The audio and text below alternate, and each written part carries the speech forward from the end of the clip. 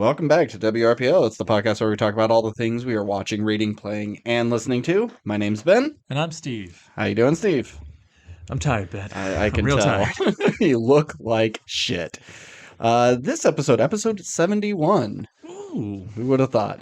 Uh, I got plenty to talk about, but probably not a lot to say about each thing. Just like little things. I've consumed a lot of smaller stuff, and you pretty much got jack shit. But we're going to be talking about, well, at least I'm going to be talking about Shazam: Fury of the Gods. Steve refused. Understandable. I get it. You know, when it's a C tier comic book character and it's a sequel based, you know, on a previous movie that isn't like beloved in any real way. Yeah, I mean, I remember liking for the most part Shazam 1, but it was more like because I kind of expected it to suck. It was Yeah, just like that was better than I thought it was gonna be, yeah. but it didn't like blow me away. No. But I enjoyed it enough. But our main topic, and it probably won't even be a very long topic, will be Oscars 2023. The topic everybody is clamoring to hear about, you know. So I want to get started with a little bit of news I found out just moments before I came over, and I think you're going to be very happy. Oh, So on June 27th, the volcano menu's coming back to Taco Bell. Yeah. are you I'm serious? serious. Like I have the app and I collect the points and I redeem them and they have little news things and it said volcano menu coming back. I really needed that statement. Like I'm not even kidding. I'm legit like almost about to cry here. Like I feel water. Like what? That's That's great. I know, isn't it? It's one of their best things. And they'll bring the fucking grilled cheese burrito back, you know, 6 times in a year. Fries usually come back like twice a year. But the volcano thing, it's been 7 years or so since we've had it. It feels like longer. And it could be limited. It could be special area, you know, only certain locations. But it's a sauce. You know, Yeah. it's not like the fries or it's a whole new massive product that they have to ship out. It's just a sauce on their regular shit. So I can't see why this isn't like a worldwide thing. Yeah.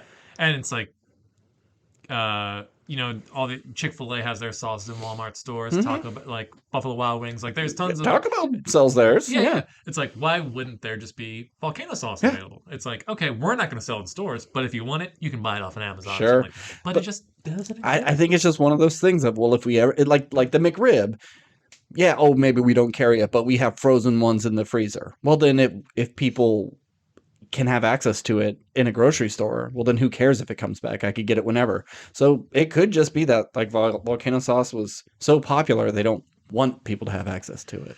I don't know. Now, I'm not a big like foodie or anything, and really, I can eat anywhere. Doesn't Yeah, bother you're me. like a billy goat, pretty Yeah, yeah, much. yeah. You put it in front of me, I'll eat it. But there's two things that I've decided like these are the holy grail of like things that I can't get anymore Mm-hmm. but crave. One is this raspberry bliss cake from Walmart. If you're listening, I had it like a year ago. Raspberry bliss Yeah, cake. Okay. it's the best cake I've ever had. It was so good. I was gonna use it as my wedding cake. Damn. Yeah, but we went back to get another one. We got two in the span of like 2 weeks because I was Mm-hmm. like, I gotta get this thing again. And then we went back to get another one, or like at least talk to somebody to see if like we could make it into a wedding cake, and it wasn't there. And every week or two we go grocery shopping, and every week I get disappointed. I've Damn. been chasing this dragon for a year now. You talk to the bakery at all? Yeah, they're like, well, because it's like it's technically it's marketplace brand or something. It's just Okay. like the thing that Walmart owns, but like they Mm-hmm. don't make it in store. It Yeah. just ships from like a freezer. But like I've Googled it, there's like no recipe, there's no like place to order it. It just doesn't exist on like don't even, it barely exists online in It's terms just of just a white cake with raspberry swirl, raspberry essentially. frosting. Yeah, it's got like a raspberry filling inside, and it's just like plain vanilla or white cake or whatever. And if you ask me like if there's other whatever, I can't really describe the cake to you all that much, but like the way it was designed, it also had like little pearls on it. It just looked kind of like a wedding cake already. Okay. I don't know, but it was just so good, and my wife loved it, and can't get it. Hmm. And she's just like, well, maybe it's a seasonal cake, and I was like, all right. So we waited, and it's now been about a year, a little bit over, and it hasn't come back. And So if it comes back, are you gonna buy like 20 and then put them in the freezer and try to save them? if we had a second freezer, Yeah. I 100% would, because they were like 12 to 15 bucks or something. It Mm-hmm. wasn't like a super expensive cake. Yeah. And it just seemed like a weird place to get the best cake I've ever had. But it was so good. And the other thing is volcano quesarito. Now, it might be that thing where it's like, remember when the Rick and Morty did the Szechuan sauce? And Yeah. it was like, remember how good that was, Morty? Mhm. And, got everyone excited. Maybe if they bring that back, the volcano sauce, maybe they change the recipe. Maybe it's not as good as I Yeah. remember. But I've been craving a volcano quesarito for years. Forever. Years. And so if I can finally catch that dragon I've been chasing, it's going to be a good day. It's gonna be on like the day your child's born, and like I'm going into labor. It's like, can we stop I'm by? going to say I'll cry the day my child's born, but it'll be because I'm eating a volcano quesarito, not because my baby comes out. I thought you were gonna say like I'll cry when my baby comes, but I'll come when I eat that volcano burrito. Both. So anyway, that's exciting news. Thank you for sharing that. Yeah, no problem. I want to share some sad news. Uh-oh. We lost Lance Reddick. I saw. Crazy thing. Okay. Whenever a celebrity dies on Reddit, you'll see it pop up on a couple of pages. This I've seen on more pages than anybody else because he did so much work. He has a lot of like niche subreddits that he would be a part of. And you would have thought Bill Murray died or something. It was like every other page was saying how he died. And I mean, it's crazy. It's nuts. He was only 60 years old. Yeah, and just natural causes. Natural causes? Allegedly. But my fandom of his comes from The Wire. I love The Wire. It's my favorite show of all time. And he was so good in that. And he was just that actor who was just in stuff. He was just this legendary character actor. You know his voice. He was in Horizon video game series. He was the voice of the big bad fire dragon in this newest season of Vox Machina. Damn, they're gonna have to recast so recast him, which is sad because he's just got a great voice. Yeah. And he's got John Wick 4, which I'm assuming he would be in. Yeah. Coming out next week. So it's a sad time. It's like, I never get really that sad whenever celebrities go, but it's kind of a bummer because he's got a long history in Hollywood and he's done a lot of stuff. Yeah. And it's definitely one of those premier that guys. That guy. And I think only recently a lot of people were like learning his name, but great character actor who I'm sure if you look on his IMDb is huge. It's just in so much. So shout out Lance Reddick. Yeah. R.I.P. Yep. All right, so I'll start with some quick little things. Great, hit me. Okay, so Poker Face, the Natasha Lyonne Ryan Johnson show on Peacock, came to an end. It's great. I would say it's worth getting the subscription just to watch the show. It's like a what's the fucking show on Apple? Severance? Yes. Yeah, it's like Severance is so good. Like I would pay for a month of Apple so I can watch Severance. I think Poker Face is worth it as well. It gets a little samey in the middle because you kind of know the formula. You see the kill. She's figuring it out. And she always does that like, oh yeah, one more thing. Let me ask you this question. And then of course they say the wrong thing. They lie to her and she knows what's up. They get a little more creative towards the end. So I'm guessing there's like a through line to the season, but every episode is another crime. Yeah, every episode is its different crime, and the through line is after Adam Brody kills himself in the first one, his dad is after her because he's blaming her for his death. Gotcha. So that's why she's kind of on the road, can't really call the cops, and then at the end it catches up with her. But the last two episodes, especially the second to last one, is great, where she becomes the dead body. In a sense, and it has Joseph Gordon-Levitt in it as like just a huge piece of shit. It's a excellent show, love it, and Natasha Lyonne. I want to smoke more just so I can sound like her. She's just has such a disgustingly cool voice. I love it. If I had Peacock, it'd certainly be the one and only thing I'd watch on that. Yeah, I mean, every time I pull up Peacock, like I did watch something else that was on there.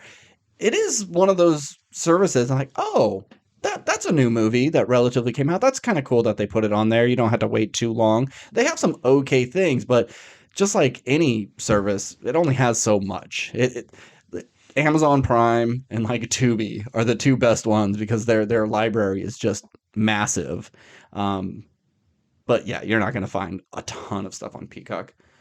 Uh, and I want to recommend Nando V Movies' latest video. He did one on the Young Avengers, and we have so many young characters in the MCU, and it's maybe a little bit too much for one team. And how can we split these teams, make them two separate things, but still be represented in the comics in similar ways? And he like everything, he breaks it down perfectly, and he just has such an encyclopedic knowledge of all these characters. It's just a really fun watch. I love all of his little videos, and it's another one of the good ones. And I'll say my last small one would be I finished The Last Ronin. You let me borrow the Uh-huh. turtles like kind of swan song, and when three of them get killed off and Master Splinter, and one of them has to take revenge on their the killers.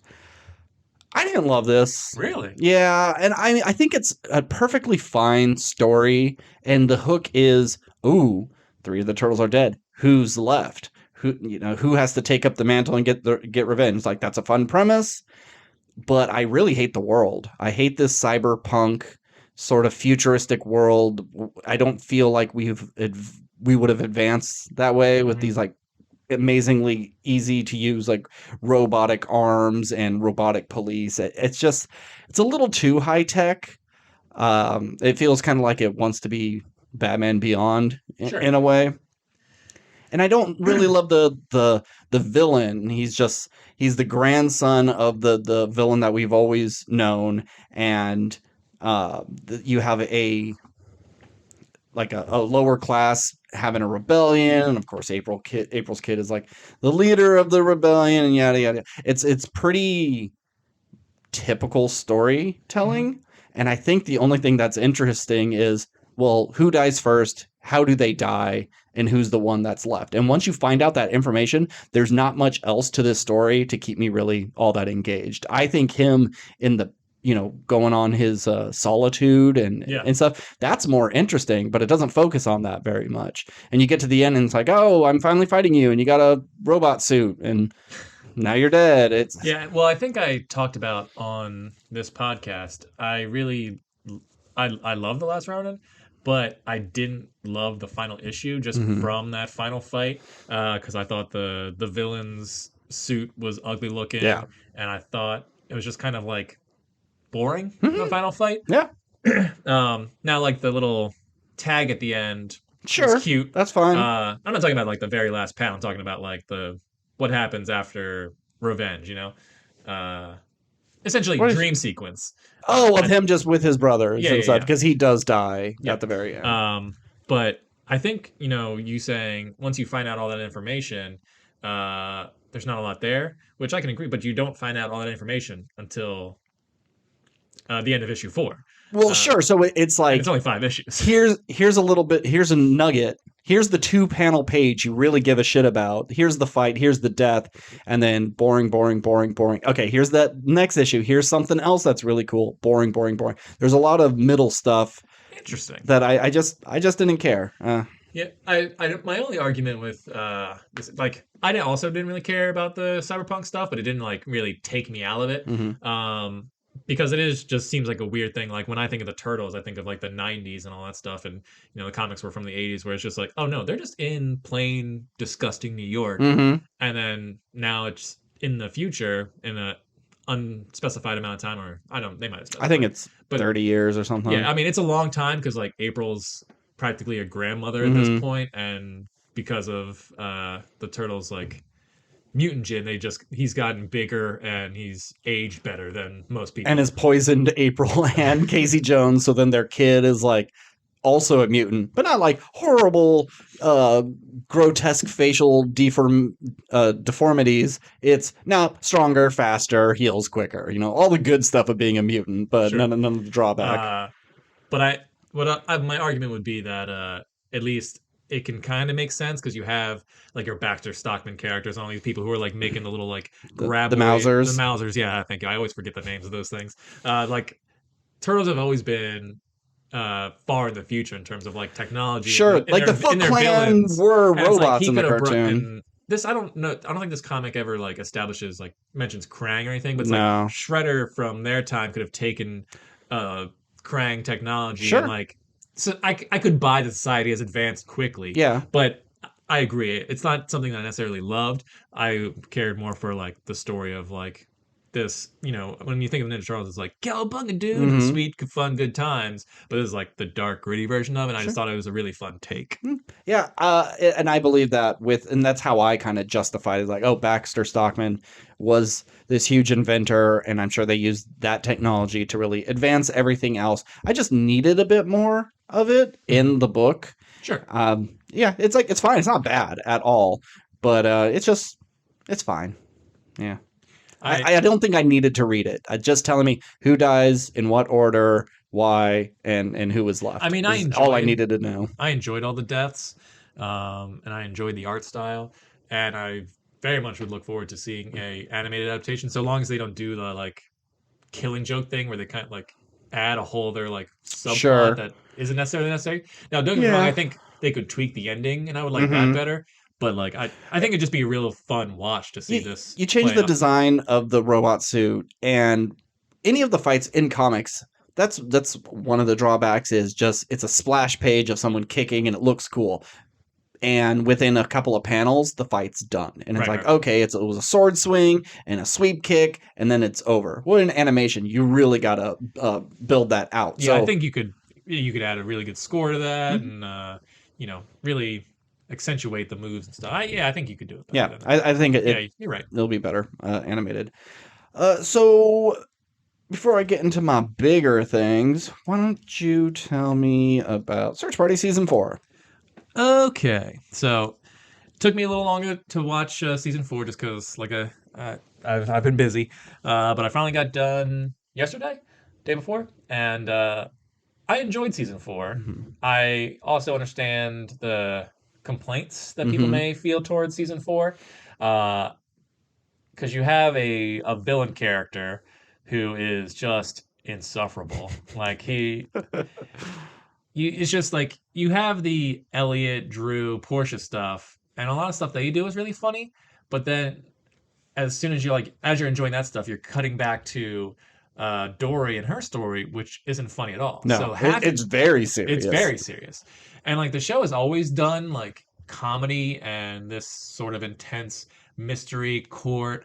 Whatever thing they're going through, they balance that tone really well. Where this season, it's just like it's not really balancing. It's just like here's one plot that's funny, here's one plot that's not, Mm-hmm. and it's just uh, it's just not as fun as the first 3 seasons, and I'm sure it's not meant to be. Mm-hmm. It's just like the kidnapping, the villain, the kidnapping character, uh, Chip. It'd be what like he's dressing up in drag and all this other stuff, and so like you think that that could lead to some comedy, but there's really not. It's just he's so cringy Mm-hmm. that it doesn't come off funny, and maybe it does for some people, but Chip was not fun to Yeah, he's a hard watch. watch. And then Dory, who like what a trajectory as a character. Like I'm a big fan of Dory, Mm-hmm. and I'm gonna butcher her name, but that actress, Aaliyah Shawkat, Shawkat, yeah. yeah. Uh, but it's just like season 1, you're like rooting for because you're just like, what's she leading you to? And then season 2, you're just like, girl, you're screwing over these people. And then season 3, you're just like, you're ruining your court, like your court date. What is happening? So Mm-hmm. you're like rooting against her at this point.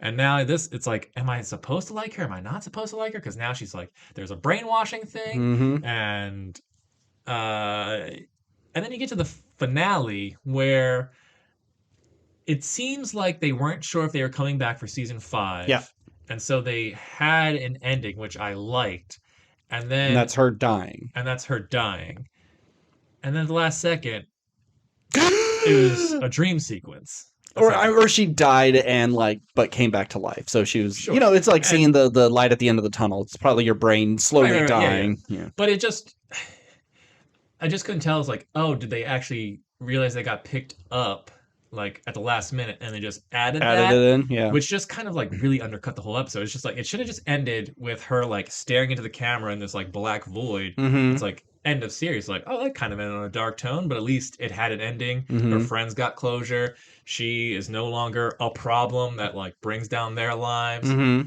And but then it's just like, nope, I'm alive. And it's like, okay, well, like I'm glad there's a season five, but it Mm-hmm. should have just, even if there was a season five, it should have just ended on the face, and then But isn't the that next season you open up with like, I was alive actually, or that just seems almost cheap? Like you wanted to kill this character and you had to figure out some way to bring her back, and it's just like, oh, she just didn't die. I think doing it this way,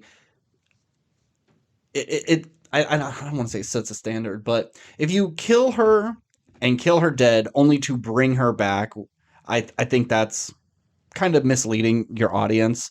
And once you know you have a season five, I think you don't necessarily need to have that fake out of her being dead and then not dead. I like it this way. fair enough. It just it didn't work for me. But I still enjoyed this season. I'm looking forward to season five, and because I hear it's kind of on the same vein or Yeah, even weirder or whatever. weirder for sure, Uh, and definitely funnier, not as dark. okay, because and I really liked the Elliot stuff, the Mm-hmm. like him selling out His his ideals. ideals to be a conservative. Is just like Yeah. I don't agree with anything I'm saying, but Yeah. like I'm getting paid so much money Uh to huh. like be anti-gay and everything, Mm-hmm. even though I'm. It's just. Do you remember that Milo Yiannopoulos guy or whatever? I don't. I'm butchering his name. From what? Just real life. He was just like Oh. this. Uh, he was a gay man who like went on like Bill Maher and stuff, and was just like said he was just like super conservative. It was Uh just like he huh. just seems like, oh, we hired this dude to like Yeah. spout Mm-hmm. Our uh, nonsense, our our nonsense, rhetoric. and so Yeah. we can have credit in the gay community or whatever. And I was just like everything he said was just like, and like people were like protesting it. It doesn't matter. Yeah. I don't want to give that guy's name credit. Anyway, it reminded me of that. Mm-hmm. And I Portia stuff I think was like I was thinking about this the other day. I think each season has an MVP. Mm-hmm. Season one is definitely Elliot, just because he like just out the gate was really fun. Season two was Drew because like season one Drew was like kind of a bummer, Yeah. but season two Drew like kind of really turned it around. It was like a lot of fun. And then season three I think was Dory just from like an acting standpoint, like her back and forth and like with herself was really Mm-hmm. fun. And season four I think was Portia's season in terms Nice. of like characters I really enjoyed, because her like getting the acting gig where she's Mm-hmm. playing Dory in the Yeah. movie and just like seeing her on set, like putting in an actual like really good performance, Yeah. but they're just like not into it at all, and the director's shitting on her, and they Mm-hmm. cast a black man to play Drew, And she, and yeah, she makes a comment like, "Well, aren't you playing like a Middle Eastern woman?" and she's Like, like, oh oh yeah, yeah, good yeah, point. good point. Uh, and I think, and I like that as a running joke too, that she's a blonde-haired white woman who keeps getting cast Mm-hmm. as like non-white women. Yeah. Uh, and then like the guy that got to play Elliot was just a gay stereotype, and just like, oh hey guys, I was blowing this guy last night. Just like Yeah. pantomime like I don't know. Just I really enjoyed Portia in season four. Yeah. I think she was the MVP. I didn't really care about Drew's like princess girlfriend from like Oh a yeah. Disneyland sort of Yeah. rip-off theme park I thing. forgot about that. Yeah, that was just kind of like And wait, I didn't need all of that. didn't someone insignificant play her, or did she look familiar to you?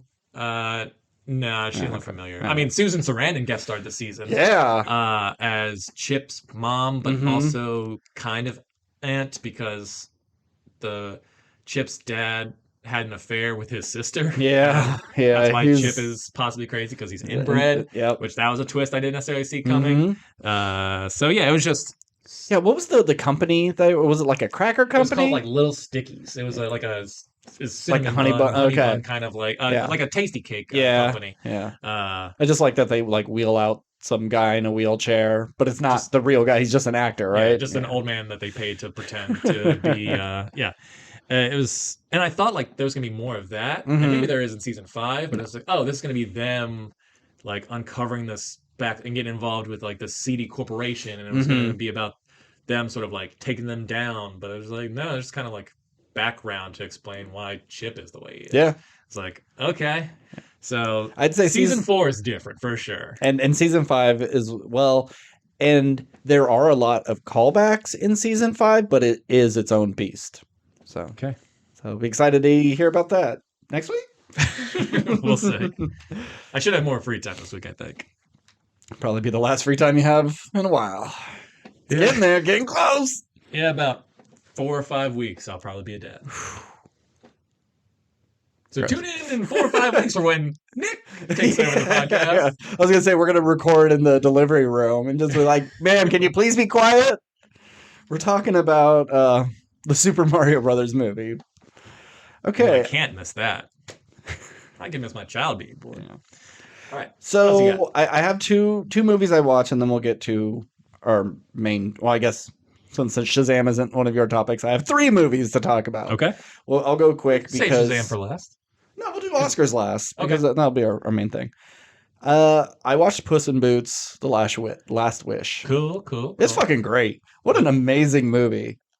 A plus. I rated it. I have no complaints. It's a movie that in worse hands could have been awful. Like you have this little pug character that is goofy and super positive and tries to do the big eyeball cuteness thing, and I can see that being like Minions level of grating. Sure. But it's not. It's adorable and heartfelt and sweet. Because I think if you really look at this movie, it's pretty dark all the way through. Sure. But he adds a level of like light and charm. You needed throughout, something. yeah. Because everybody, like, you have a lot of villains. You have your minor thug characters of Goldilocks and the Three Bears who they're nice to each other, but they can be real assholes. Then you have what's his name? Tom Thumb? No, Peter. Peter. No, what's his name? Something Thumb. Yeah, the boy sticks his thumb in the pie. That's Fable or whatever. Yeah. He's like an absolute monster, horrible piece of shit. Great character, voiced by John Mulaney. Really disgusting to look at, but has a lot of fun one-liners of just like he knows how bad he is. Mm-hmm. And like I love his explanation of how he got this way of, oh, I was brought up in a loving family and was handed like a huge pie corporation, and this was just like very commonplace to him. Like everybody has done this, and all he ever wants in the world is every magic item in the world so no one else can have it. And is that too much to ask?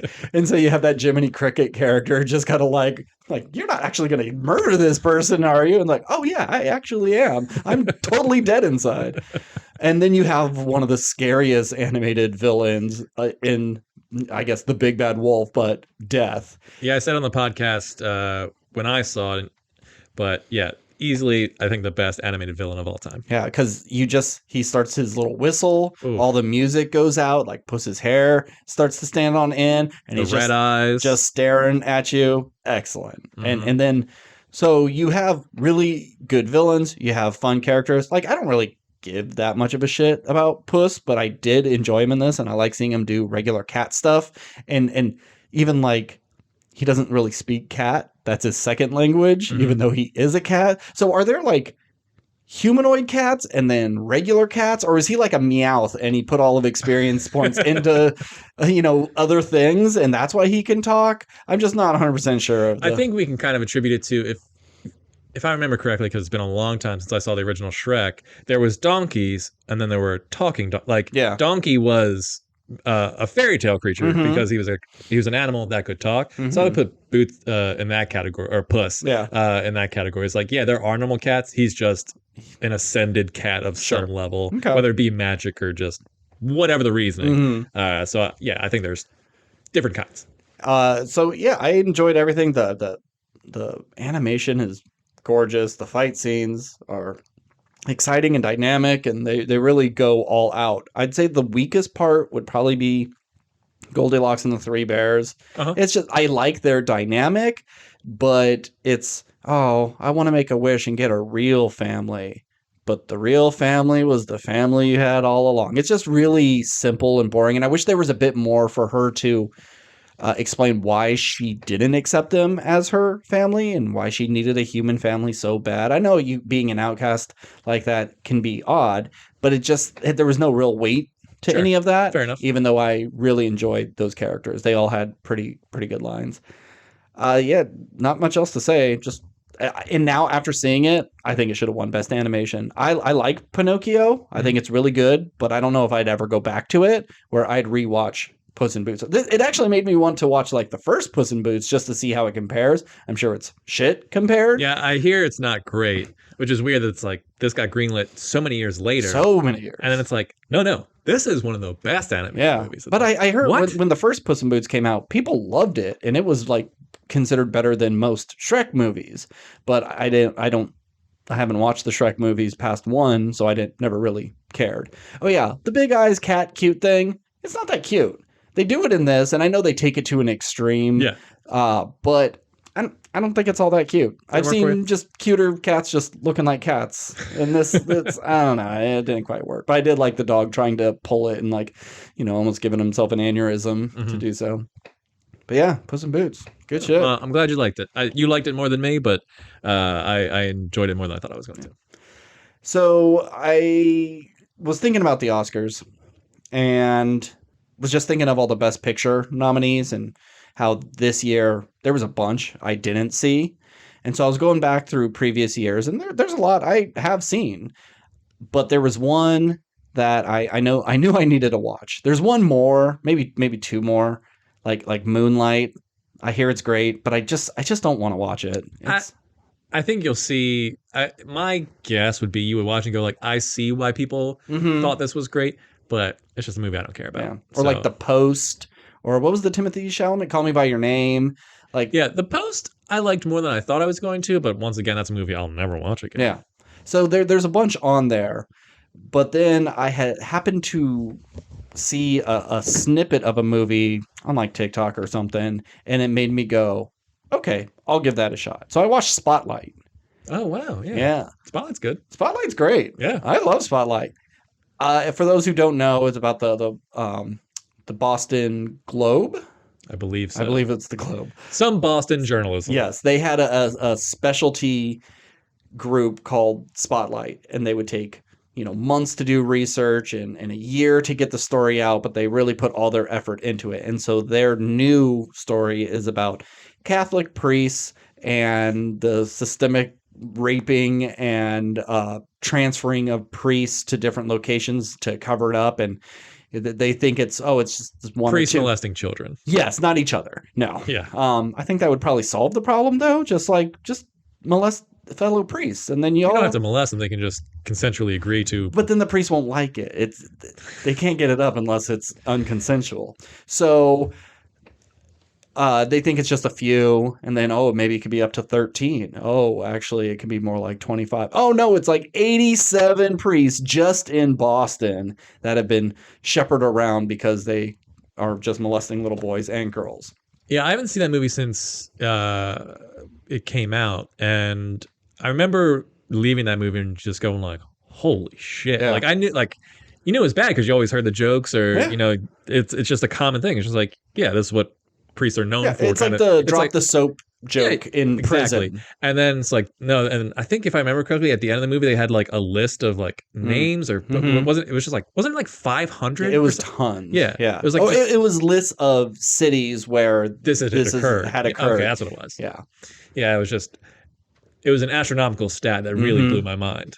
There's one part I really wish they would have gone into. Rachel McAdams goes to a former priest and says, "Hey, we talked to these people and they said you molested them. Do you care to comment?" And he's like, "Oh yeah, I did that. But you have to understand, I didn't get any pleasure from it." He's like, "You're admitting to molesting these kids?" Like, "Oh yeah, of course I did. But I didn't like it." And then the priest's sister comes and tells her like, "Go away, don't talk to him." And they made it seem like maybe he has dementia and he's just like opening up about these things, or maybe he doesn't and he just genuinely thought, well, this was an okay thing. And I wanted them to re-interview because I wanted a little more context. Like, I'm sure I think he even mentioned like, well, he was molested by a... Sorry. Goddamn air conditioning. Making us all comfortable. So I'm pretty sure he mentions that he was also molested as a priest. So he's led to believe this is what you do. And even if he wasn't being sexually aroused by it, this was just what priests did. And I wanted to just get a little more information on that. But really excellent performances by everyone. I want to say except Mark Ruffalo. I apparently reading trivia, he kind of nailed imitating the real dude. But when you watch it, every shot of him is like kind of he's hunched and his head's like to the side and he's always just like kind of bobbing it. Like he's always like he has a crick in his neck or something. He never just like stands up and has a conversation. He's always just kind of like hunched over, just bobbing his head. And it was really distracting. Um, so I loved it. It's an excellent movie. I do think if you, I don't know why you ever want to play a drinking game watching Spotlight, Okay. but it's one of those things that I like to think about. And before it started, I asked myself, I wonder if they'll say Spotlight because I didn't know anything about it. And I thought it was titled Spotlight because they are putting a spotlight on this huge thing. I didn't realize that the actual group was called Spotlight. Right. And within like the first 2 minutes, it's like Spotlight, Spotlight, Spotlight, Spotlight. Like, okay, well, I'm glad I didn't say like take a shot every time they say spotlight. So take a drink every time they say spotlight, or you see a church in the background because there's so many shots of them just walking down the street, and there's a church right behind the school, and there's a church down the street. Uh, if you were looking to get drunk about and watch a movie, and this is your choice, those are your rules. Well, and when it comes to this sort of subject matter, maybe a drink will do you good as you watch it because it'll just keep you from going, crazy. Getting too sad, Getting too, or it may maybe make you more sad. Yeah. Yeah, then it's like, oh my god, I went to catechism and it's all coming back to me now. Who knows? But yeah, don't drink and watch these movies. It's for comedies and action and stuff like that. Um, what was the scene, by the way, that made you go like, okay, I'll watch it? Oh, it was just Liev Schreiber. He is, new in town. He's running the show now. He comes into the room and says, "Well, we have a report of these priests doing this thing," and everybody kind of like shrugging it off, like, "Oh yeah, we all know about that, but who gives a shit?" And him really pressing the like, "We need to be covering this. This is important," and it just made me go like, yeah, it is important. Go Leaf Schreiber because he's always kind of like a prick character, Hmm. and I thought like he was gonna come into this newspaper being a huge piece of shit and trying to shut things down, but it's like no, he's like the driving force that gets him to do this. So I'm glad there's none of that except John Slattery. Hmm. I thought there was going to be a heel turn with that guy because every time people would bring stuff up, it almost seemed like he was hiding, like he had been molested as a Uh-huh. kid. I thought one of them would have admitted to it at some point, like, yeah, this happened to me because they're all considered Catholic. Uh, yeah, it just seemed like he was always nitpicking or naysaying certain points. And I thought it was going to come out that, like, oh, he was the one that killed these stories or whatever. I Mm. mean, it turns out it was Michael Keaton, like he could have done something 20 years ago and never did anything, which was a fun twist. But something about John Slattery just made me feel like he was up to no good. That just Um, might be John that just Slattery. may be him, yeah. So I definitely recommend it. And but man, let me bring it up real quick. Are we cutting to a clip? I get why this movie won Best Picture in the 2016 Oscars, but what a tough category that year. So we also had The Big Short, Bridge of Spies, Brooklyn, Mad Max Fury Road, The Mm. Martian, The Revenant, and Room. Whew. Yeah, some of those things like Brooklyn, I haven't seen. I don't give a shit about. Uh, and Bridge of Spies, truly don't give a shit about. One of the most boring fucking Steven Spielberg movies I've ever seen. But like The Big Short is a really interesting subject matter told in a really unique way. Uh, the Martian is just a lot of fun, Yeah. and The Reverend is very good. Probably Leo should have won for something else, but at least he won for a good movie. And Rome is just heart wrenching and Yeah. amazing. Uh, I still think Mad Max Fury Road deserves it. It does. Because- It's one of the best films of the past probably 25 years. Yeah. I love Mad Max Fury Road. And Spotlight is such an Oscar baity movie Yeah. where you don't really learn a ton about your characters. It's about the subject Right. more than anything. Like they talk about Mark Ruffalo and Michael Keaton and everybody like having wives, but you don't ever see them. Mhm. You don't see much of their personal life. Rachel McAdams, you do see her husband, which I was kind of surprised. But it is about the subject, and there's not much more to it. It almost It's like the movie was putting a spotlight on oh, it feels more like this is a documentary that they adapted to be live action. Not live action, but as an actual story, and instead of a documentary.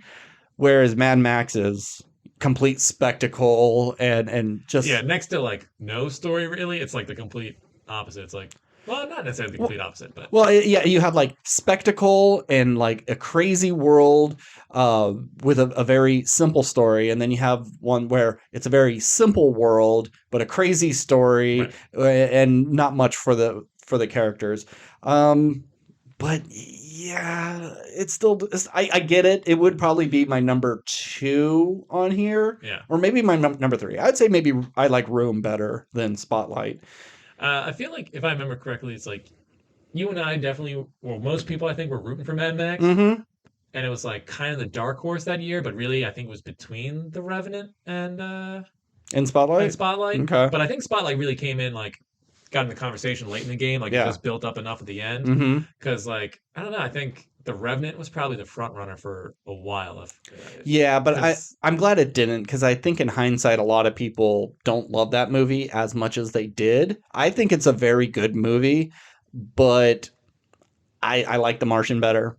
I like Room better. I don't know if I would ever rewatch Revenant, but I would rewatch a lot of the other ones. I mean, it's just one of those. I mean, that's the problem with the Oscars Yeah. in general. It's just like typically they pick the movie that you're probably not going to watch again. Yeah. Because they don't really care too much about spectacle, Mm-hmm. unless it's like Lord of the Rings. Yeah. But that's a very unique case, which is a shame because I mean. I also like The Revenant. I haven't seen it again since Mm-hmm. it came out, but it's like from a director I really love. Mm-hmm. It's got some really great actors in it, giving really great performances. The lighting and The cinematography is cinematography is amazing. gorgeous. It's like everything about that movie just makes sense on paper. Yeah. Except when you watch it, it's like, oh man, this movie's a 2 hour Yeah. plus long bummer. Like Yeah. it's not fun. There's not many jokes. No. It's just gorgeous to look at, and it's just like it's a brutal movie to watch. Mm-hmm. So Spotlight is a little bit more digestible for it's palatable for everybody. And it's a story that can affect more people, where I could see you going like, I don't care about these fur trappers who get eaten by a bear. I don't give a shit. I don't have a problem with it winning per se, just like it really came out of nowhere, I think, if I remember correctly, in the last little bit. Before we get further, we forgot to roll. Oh yeah, and I meant it was like, that's what's up with this podcast. After talking about Taco Bell, we got to roll, and then we just went into other things. All right, so you always roll first, so you got to roll first. Okay. All right, so whatever I roll, that's how many either raspberry bliss cakes I'm gonna buy if I see them again, or how many volcano quesadillas I'm gonna get on the day. 11. Okay. 11. Okay. Manageable. Yeah, you could totally do 11 burritos. I've seen you eat. All right. So my roll will be the same thing, because you're. Oh, okay. Yeah, I like the volcano taco as well. So how many am I gonna eat on the first day? 20. What? I actually got 20. It finally happened. Is that our first night? That's our first 20. Wow. Yeah. And you get it? And I get it. Yeah. After all those low rolls? Yeah, I got 10 last time, so... I guess life balances out. Sure. You know? I can't eat 20 burritos, Steve. We'll have to go together. You heard it here. We're going to eat all 20 on the podcast, and then see... Wait, no, I got to eat 20. You just got to eat 11. We're going to have 31 burritos. I'll help you. Yeah, okay, thank you. Yeah, take a couple of mine. Yeah, we can do 15 and a half each. Yeah, 15 and a half. Yeah, sure. I could totally do that. I had Taco Bell today, and I ate like 3 things, and I was just like, oh, that's so much. There's no way I'm eating that many. We'll do burritos. like a power podcast, so we just have to eat 15 within 24 hours and just see what happens. 15 each in 24 hours? I could probably do that. If I force myself to eat 1 an hour, I could do that. Yeah. Yeah. So, yeah, I guess I'm going to keep talking. So I saw Shazam, Fury of the Gods. Okay. It's not bad. It really isn't all that bad. Your voice went up kind of high.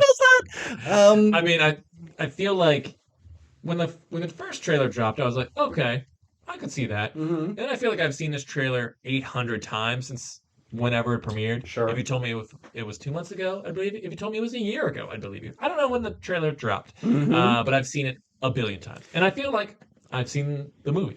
Yeah, there's not a lot Is of there? Yeah. surprises. Um, There is a little bit of a surprise at the end, and then it's like yanked back immediately to be replaced with a stupider surprise. so we're So talking like end of like right before the credits roll, and then a mid no, credit it's like sequence, no, it's or like you have your final battle, you have your final scene to retcon something, do something stupid, then credits. So it's all within a relatively short period of time. okay. So yeah, I really like the thing I like most about the Shazam movies is I like all the kids and I like their superhero counterparts. I think they cast well and they're fun. The problem is what's his name? Sean Levy? Zachary Levi. Zachary Levi? He's my least favorite thing about this movie. His Shazam is not the same Billy Batson. I believe everybody else, especially mainly it's Freddie Mhm. Freeman, I think is his character, and then you get what's his face from the OC, Adam Brody. Adam Brody. Didn't you say his name earlier? Or no, you said Adrian Brody from Yes, talking about Poker Poker Face. Face. Yeah, Yes, yeah. different Brody. Different bro. And like he's really good, and the little black girl and her counterpart, plays like Megan Good. Oh yeah. She really plays it as yes, she is a little kid in this body. Where with Shazam, he's like, "Oh, I'm a little kid, so I'm going to be like a big dumbass." And then when he reverts back to his kid self, the kid is more mature than his superhero counterpoint. This was, I think, casting wise is fine, but acting wise, no.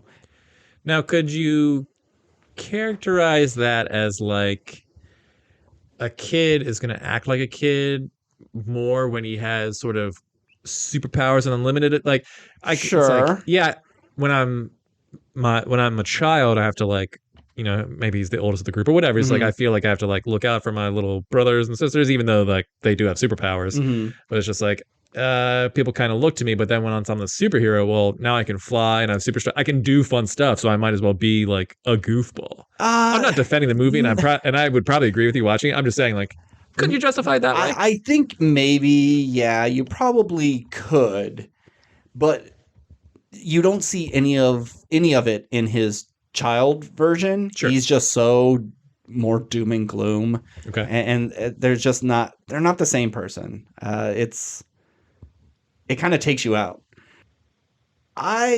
Towards the end they bring out a bunch of mythological creatures like a centaur and harpies and unicorns. And as soon as that The showed up, villains do. the villains, yeah. Yeah. And I'm like, yeah, this should have been the movie. I needed more of this, of them protecting the city from these monsters. And they kind of just, bring them up just to figure out a way to defeat them relatively quick. And they're kind of inconsequential. And I'll get to that. Well, fuck it. I'll just talk about it right now. Unicorns. They ask, "Oh, how are we going to defeat these monsters? They're killing people." Like, and the wizard Shazam is like, "Well, unicorns are their natural enemy." And they're like, the young girl was like, "Oh, I love unicorns." Like, not these. Like, we've sanitized what unicorns are. Unicorns are like monsters, and they kill other monsters, and they will kill you too. But all they love is like ambrosia, the nectar of the gods. And so she's like, we have the next best thing. So they go find a Mountain Dew. I mean, not that, but might as well be. They find one and it's running straight at her, and she like pulls out a pocket of Skittles and just like it's the closest thing to ambrosia that we have here. And then like as it's eating, it's like taste the rainbow. It's like such a blatant product placement. It's embarrassing. And then later she's riding the unicorn and goes, taste the rainbow, motherfucker. And of course, like they cut out the fucker part, which I think could be a funny line, but it's just so cringy and obvious that this is product placement. I'm rolling my eyes so hard. Oh my god. Let's see.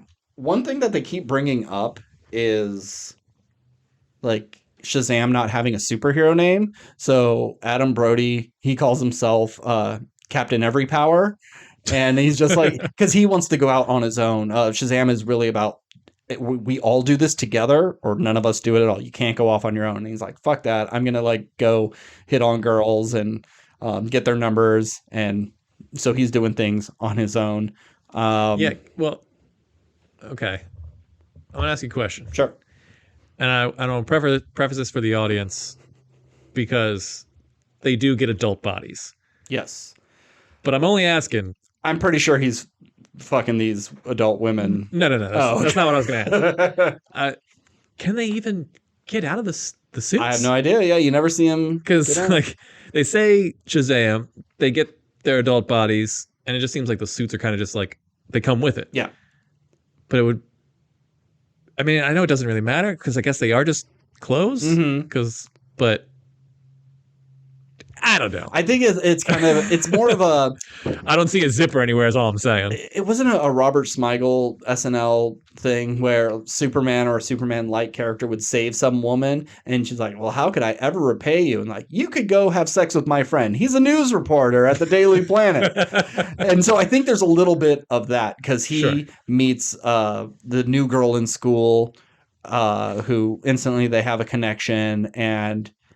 She's like, "Oh, you know the superhero of your town?" And he's like, "Oh, I could introduce you one." And goes around the corner, Shazams, and then walks back out and like, "Oh, that Freddie Fremore, he's a real catch. You should really kiss him."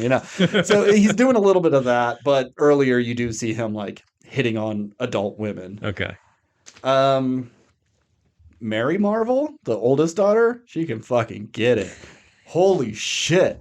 I know they've just like put padding. Are you talking about the adult one? There's only one. She's played by the same person. When she transforms, she's an adult. She's like 19 or something. Which Billy Batson is like months away from turning 18, and it's like, okay, well, he doesn't look like anything. Yeah. But yeah, I think it's just easier. Sure. So, and I know they padded up her superhero suit, but holy shit. And this movie has a lot of hot women. Not Helen Mirren, not Lucy Liu, but the mom. Oh yeah, gorgeous. The mom was pretty, from what I remember in the last one. Yeah. So then you have Mary Marvel, and then Megan Good, gorgeous. Yep, classic. And then Rachel Zegler, who plays the youngest of the villains of the three sisters. What a lucky duck when it comes to her acting career. She comes out of nowhere and does West Side Story. A Spielberg movie as her first movie. Nominated for it. She didn't get nominated. Didn't she get nominated? No. I thought she got... Oh, or was it her friend that got nominated? Someone got nominated. The sister, or no, her friend got nominated. Yeah. And then, I think that was the only acting one for that movie. So then she has this, which... whoop-de-doo, a Shazam movie, but you're in a big comic book movie as one of the leads, even though there's kind of like 9 leads in this movie.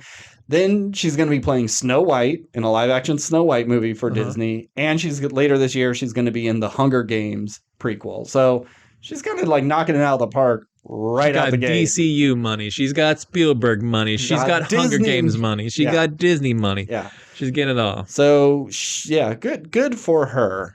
Let's see, what other things?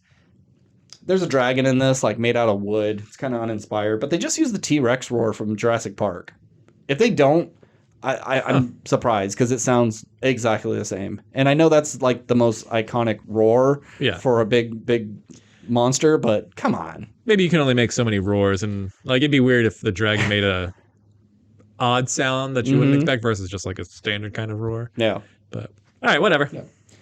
So, but I didn't finish my thought. But like, Shazam's always complaining about not having a superhero name, and then at the very end, he's talking to the wizard Shazam, like, "Hey, what's my name?" And he's like, "Shazam." And they're like, "Oh, duh! Like, did you not consider that to be your name? I know you can't say it because it like takes your powers away, but it's supposed to be some big funny joke or a huge reveal. But like, are you guys that fucking stupid?" I don't get it. Yeah, like, let's say he becomes this hero of the city, and everyone's just like, oh, yeah, there goes that guy, whatever, and he, like, lands in front of a news team, and they're like, Mr. Hero, what should we call you? And it's like, okay, so he can't say his name, so he just goes, "I would tell you, But then I had to kill you. but then but I can't." Mm-hmm. Does he just like write down on paper, like, "Call me this"? It's like, well, why won't you say that? It's like, don't worry about it. Sure. I just can't say it. Yeah. That would be. He should have a different name. Well, I mean, he was Captain Marvel, Well, back in the sure. day. And they even make a joke, like, because since they don't have a name, they're called like the Philadelphia Fiends or something like that. Sports team. Well, because they every time they go to help, like they save a bunch of people on a bridge, but the bridge collapsed, and they're like, "Oh, was it the fault of the Philadelphia Fiends?" Uh, and then everybody calls them something different, like, "Oh, hey, thanks, Lightning Bolt, and thanks, Shocker Man," and someone goes, "Thanks, Captain Marvel." So, ha ha ha, funny joke. Cool. I expected something like the Red Blur or something like that. No, just Captain Every Power, and then he calls Shazam Captain Every Power Junior. So another movie where I wish I was watching this with you. So they go in there, the Rock of Eternity, Rock of Destiny, their hidey hole where the wizard gave him his powers, and the seven deadly sins statues were. That's just kind of their spot. And one of the kids is marking all these doors, because if you remember, which I totally forgot, they can go through certain doors and then come out other doors, like in a different location. Yeah, like they go in through a bathroom and then they come out of a strip club. And it happened in the last movie, and I totally forgot that. I don't remember that at all. Yeah, so they have a room of floating doors, like Monsters Inc. or something, and one of them's like marking them, which ones are good, which ones are bad, and then they have a library with all this stuff, and there's this magic pen that writes for them. So when they're trying to contact Judi Dench, I was going to call her Judy Greer. The pen will just write whatever you say, and then since it's on magic paper, it will like fold into origami and fly to them. And so they're Judi Dench is in this movie? Oh God, Helen Mirren, Jesus Okay. Christ! I was so confused. I was like, they got another one? You know me, and God. Okay, so they're writing to Helen Mirren. Got They're writing Helen Mirren. Okay. Because they're on Athens or whatever. But the pen will just say anything. So they're writing a letter, but still talking to each other, and the pen's taking it all down. And so when you have her reading this like demand letter, it has all these little things. Little funny joke. But this magic pen has a name. Do you know what its name is? Is it Steve? It's Steve, yes. Like, you named the pen Steve? Like, yeah, Steve's a great name. And so they just like, hey, Steve, jot this down. God, every time. It's always Steve. Every time. And I think I got one more thing, and it's the thing. It's a little involved, but so there's a point where Shazam is having a dream where he's on a date with Wonder Woman, and he's kind of flubbing it because it's like, so Gal Gadot does. Well, it's from behind. You only see the back of her head, and she's in her Wonder Woman outfit, and they're in a restaurant, and I'm like, oh, they're doing the thing like in the last one where they cut Henry Cavill's head off. Sure. And so that will be like a running joke for these. And he kind of spoils the date in some way, and she gets up to walk away, and then when he grabs her to turn around, she has the head of Jimon Hansu, and he's like trying to speak to Billy Batson through a dream. So you have Wonder Woman body with his face, and it's a little horrifying. Weird. It's gross. So then at the end they have to like kill Lucy Liu because she's the bad one, and the other ones have kind of turned good, and there's a tree that should have been planted in their realm, but it's in ours, and it's all gross because our soil's bad or whatever, and she's all pissed off. She has the staff of yada yada yada, and has a dragon, and it's so she's like an eco-friendly villain. No, it's just like this tree is the tree of life, and it needs to be planted so that their world can thrive. But she's like, well, fuck it, let's plant it here on Earth, and we can subjugate all these motherfuckers because they took the powers from our dad, and we want to get revenge. And the sisters are like, no, we need to just make our place better. Don't worry about the humans. Let's just get it and go. And she's on like a power trip, and got it. Okay. Kills Helen Mirren and yada yada yada. Yeah. So they're sorry to interrupt. Did you like Helen Mirren and Lucy Liu in this, or they were just fine? They were just fine. They're just there. Yeah, it could have been really played by anybody. Sure. So they're trapped under this dome. The tree is being grown out of one of the mini stadiums in Philly. I can't remember which one. which is kind of a thing of I'm sorry, of comic book movies where like Magneto lifted a big sports stadium in Days of Future Past. Superman like stops a plane in the middle of a baseball game in Superman Returns. And there was a third one that I remembered when I was watching the movie, but I can't think of it right now. But anywho, so they're fighting, and he knows he has to like blow up the staff right on top of her to kill her. And he dies, and Shazam dies. He's just all charred up, and I'm waiting for a tear to roll down his mom's face and hit his forehead and make him wake up. But no, he's dead. They take him to Athens and they bury him there underneath the So, tree. sorry. No, it's fine. Shazam's dead. Mm-hmm. He stays in Shazam form. When he dies, Yes. he doesn't revert back He to did Billy not. Batson. No, Got it. He was as far as yeah, yeah. And they're sad and they're standing over his grave and like, well, can't we bring him back with the staff? And like, no, the staff was broken. I mean, we could if the staff wasn't broken, and only a god can fix it. But now all the gods are dead. But we have the Allspark. And they're like, well, what about a demigod? And they're like, are there any demigods? And then you hear, and Wonder Woman just shows up. Real Gal Gadot shows up in her outfit, just kind of like, hi, I'm here for one day to say 3 lines of dialogue. She grabs the staff, they fix it through demigod power, and then they bring Shazam back to life. And he comes up, and he's still Shazam covered in dirt, and then that just kind of solves the problem. And like, damn, that would have been really fucking cool to kill Shazam in this. And then where does that leave you in the third one? Which there won't be, even though James Gunn said he's open to bringing these characters into his universe. And I think that's fine. It's one of the better series in the DCEU. But that would. But then that would require like now Wonder Woman is still canon. So Sure. Do you not use her for the next movie? It'd be better just to clean slate the whole thing.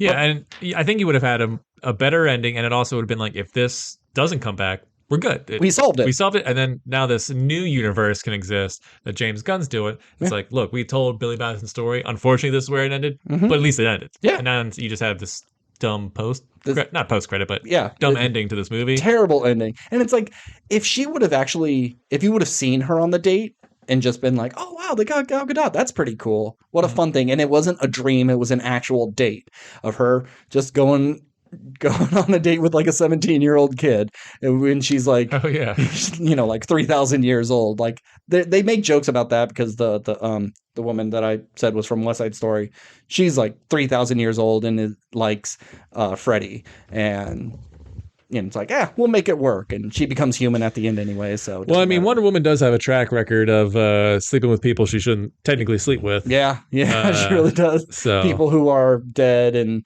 maybe should stay dead. But I think they could have used this to work, even if like she showed up for the final fight, and because they're under a protective dome and none of them could get in but Shazam, something. And with the whole Greek mythology, that is kind of Wonder Woman's thing. Why did we have to attach it to Shazam? So that would have been fun if maybe in the beginning all the kids got their powers taken away, because some of them do and some of them don't, and then he has to go and get some help. And like, well, Superman's off planet, Batman is also off planet. They're all off planet. Everybody. Batman's worried about Gotham. Yeah, and if you went to her somehow, or we saw Themyscira, something. It just feels like there's this connection here that they could do, and they just only care about a cameo. And she kind of looks uncomfortable in it. Like, I don't know. So I enjoyed it. I think some of the jokes work, some of them don't. All the characters are pretty likable. It's just a fun little movie. And if we weren't in this glut of every 2 months there's a new superhero thing, and we've seen much bigger and much better written and much better acted things, that if this was during the like Fantastic Four, Daredevil, those early years of Marvel, people would have been, this is a pretty solid sequel. This is a good time. But when it compares to everything, it's just whatever. Yeah. I think I gave it a B-, but it's probably more of a C+, but I'm going to leave it at B-. I think it deserves it. And then we had a post-credit scene and a mid-credit scene. So the mid-credit one is the better one. It has two characters from Peacemaker, the tough woman and big guy. Yep. They're like, hey, we got to go recruit this dude. We got to sneak up on him. And It was the same woman who was in Black Adam, right? Who was at the yes, facility? Yeah, yep. of course. And like, yeah, Amanda Waller really wants this one. Maybe be part of the team. I'm like, oh, well, Shazam's not going to be on the Suicide Squad. That's weird. So what the hell are they talking about? Or I thought, who are they talking about? Who in this world that we have met would belong on the Suicide Squad? That's interesting. But it's not even that. It's they asked Shazam if he wants to be part of the Justice Society. I mean, he thinks they're going to say Justice League, so he agrees automatically. And like, no, not Justice League. This is Justice Society. I'm like, well, you probably shouldn't have two teams both with the name Justice at the beginning. And he pulls out a thesaurus and he's looking up different words for justice and rattles off a couple of them, and they're not great. And then the big quote unquote joke, and he's like, ooh, the Avengers Society. I like that one. And it's like, ha ha ha ha ha. That's from the other thing. It's not very good, but it's one of. No, I'm sorry. Maybe I'm wrong, and like I kind of know like it makes more sense in this one because he was Captain Marvel. Mm-hmm.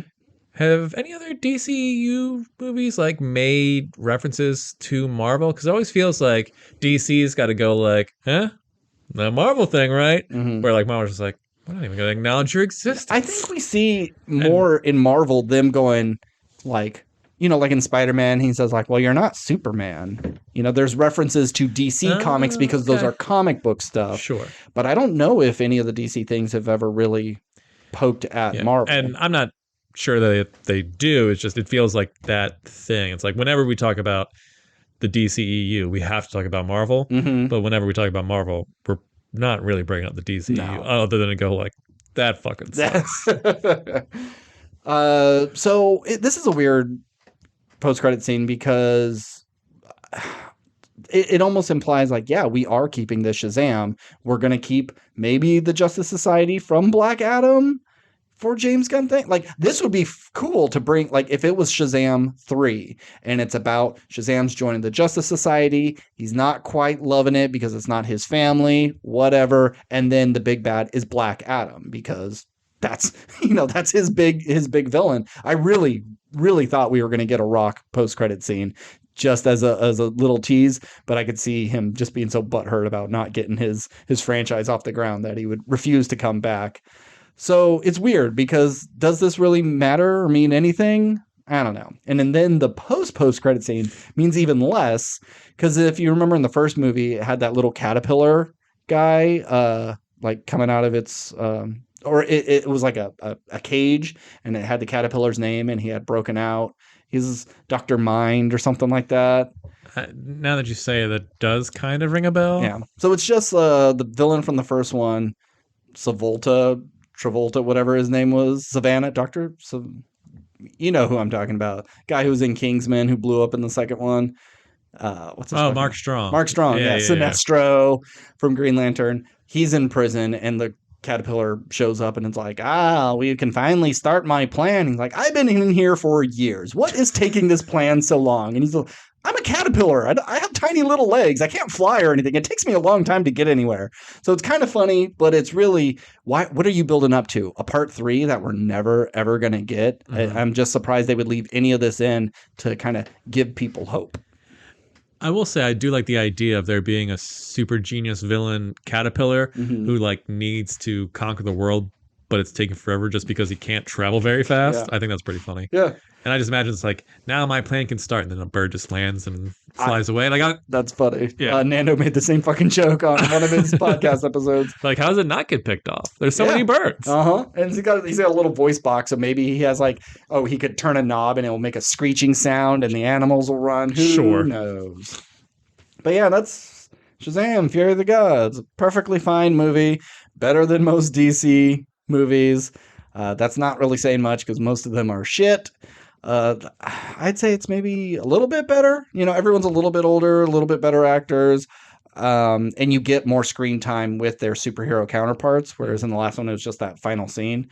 And so I kind of wanted to see more of that, but it's a big cast and it gets, you could only do so much with all of them. Sure. The green one did come out as gay. I don't remember if you remember, I don't know. redundant there.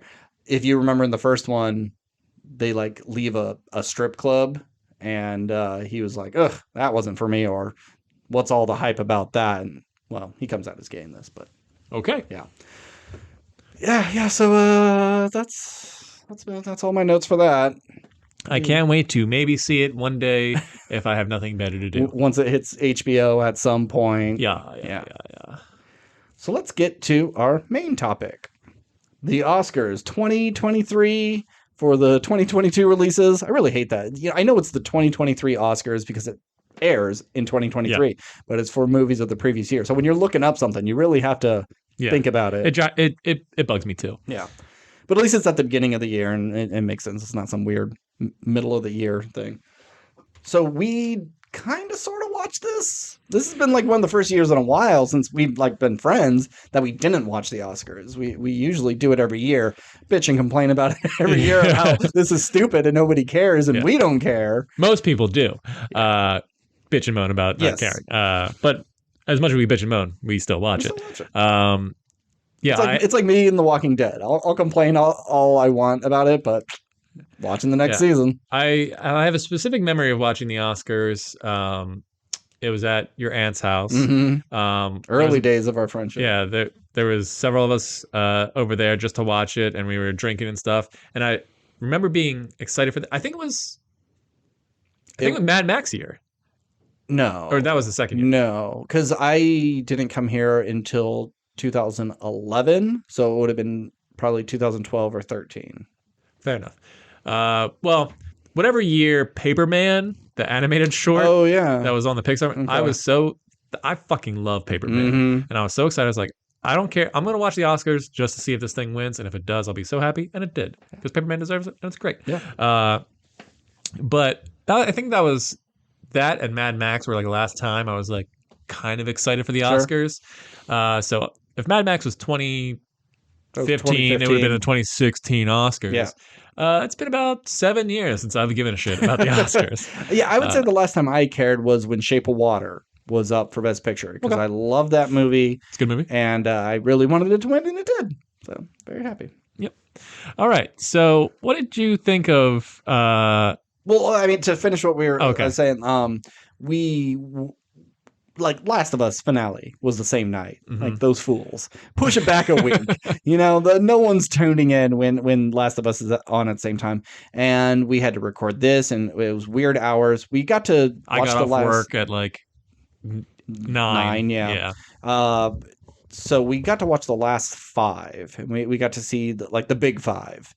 But we didn't see any sort of shenanigans, and it didn't seem like anything was on the internet of like, wow, did you catch this crazy thing? I don't know if you looked into it, but nothing came across. Like the Will Smith slap is a huge thing, and it was all over the place. There wasn't even I didn't see a headline of, someone farted into a mic or dropped their award or tripped going upstairs. It was like nothing. And so I'm glad we missed most of this, because who cares? So I was listening to another podcast talk about it. How dare you? I know. And they were basically just said, I think this is what the Oscars needed. It was a classic show where it's like no one really talked about God. No one talked about politics. It was boring and it was safe, but I think it was like a good thing, because it's like, you can make arguments as like you could cut some categories. You should add like a stunt category. Like there's things you would still change. There was no like real celebrity. My list. Oh, no. Okay. Yeah. There was there's no real celebrity banter, which some people missed, but it was just like there was no issues. It was just a perfectly straight, like classy evening with a bunch of famous people who just thanked their moms and dads and teachers, which was nice. But yeah, so it wasn't an exciting year at the Oscars, but for the better, maybe. I don't know. All the crazy things should come from the host. I agree. Did you hear what they said about that? I can't believe he crossed the line and said that thing. But when you have, what was it, Jimmy Kimmel?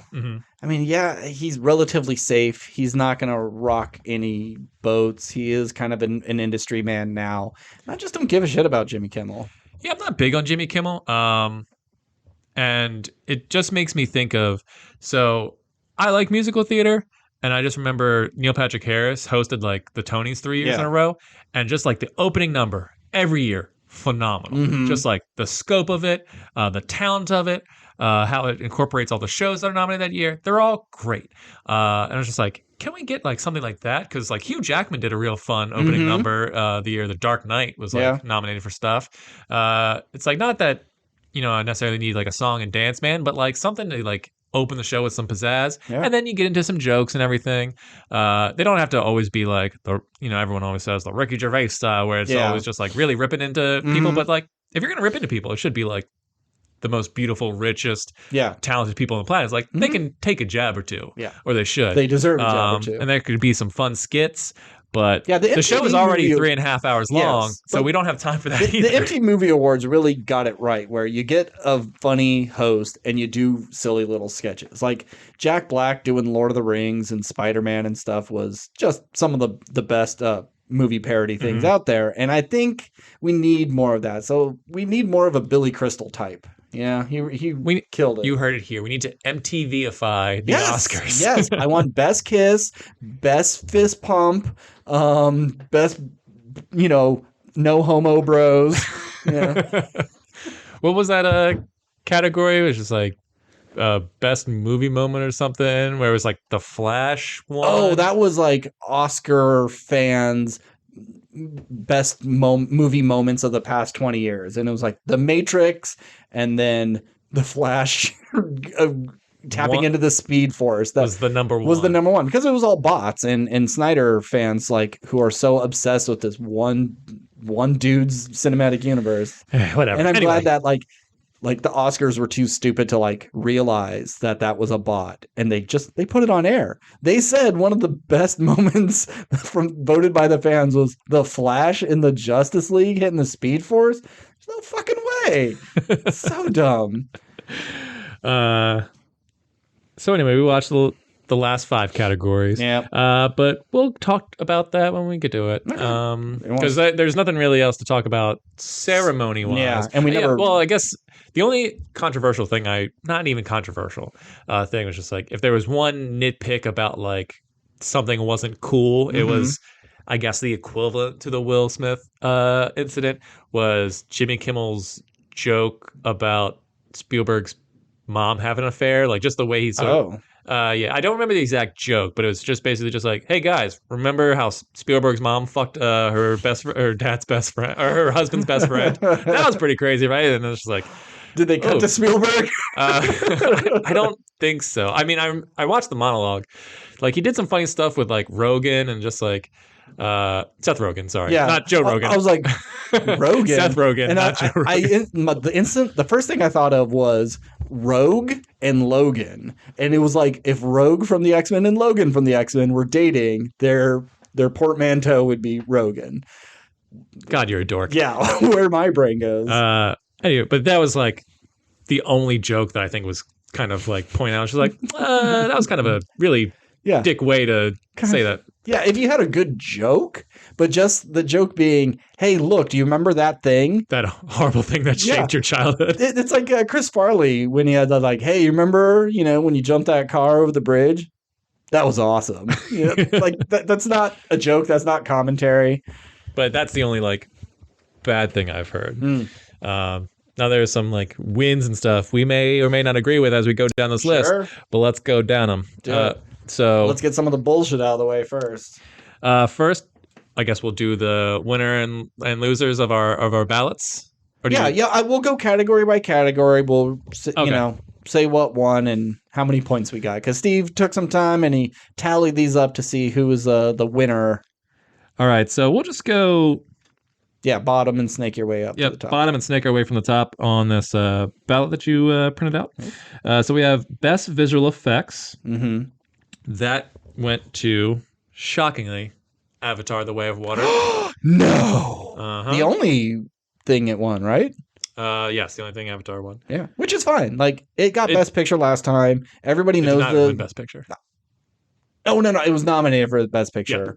Yep. And everybody knows the effects are amazing. And it's just a retread. So I don't think it deserves anything more than that. But both of us had that. Or do you not want to do the... No. I had this, you had this? No, that's fine. You could say it. We both had that as should win and will win. Okay. So right off the bat, we were 1 for 1. Nice. Batting 1,000. Next up, we have best sound. You had All Quiet on the Western Front. Mm-hmm. You want to win, but will win is Top Gun Maverick. Mm-hmm.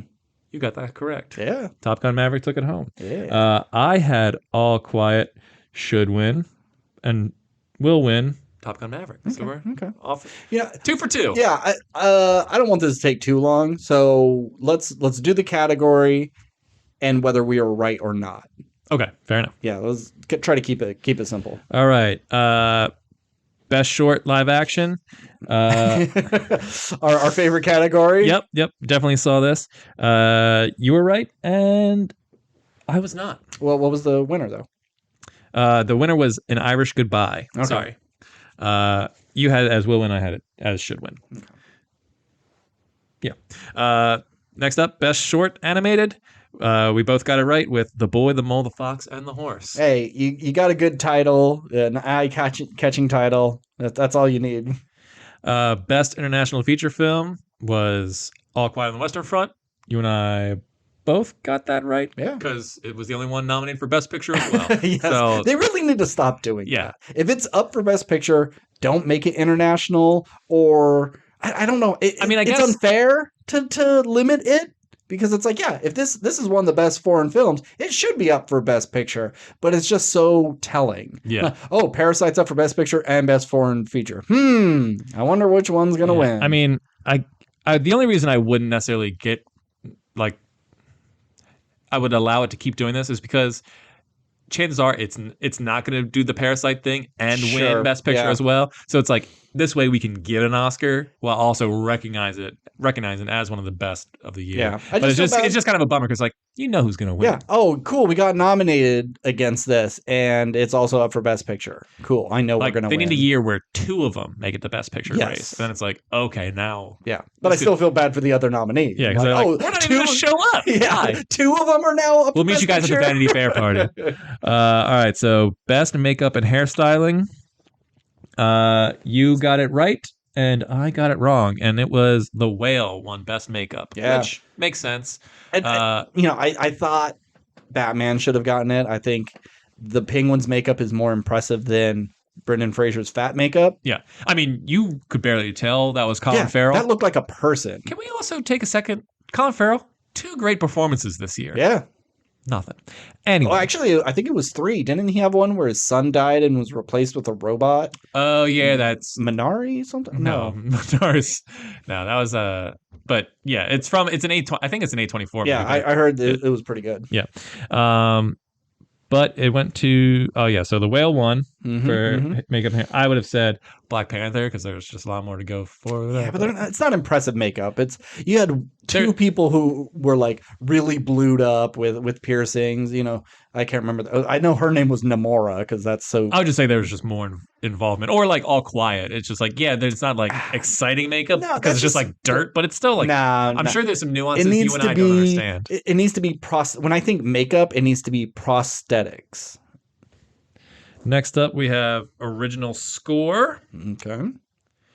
And the winner was All Quiet on the Western Front. Okay. Neither one of us got that right. Yeah. Oh, well. Can't win them all. Yep.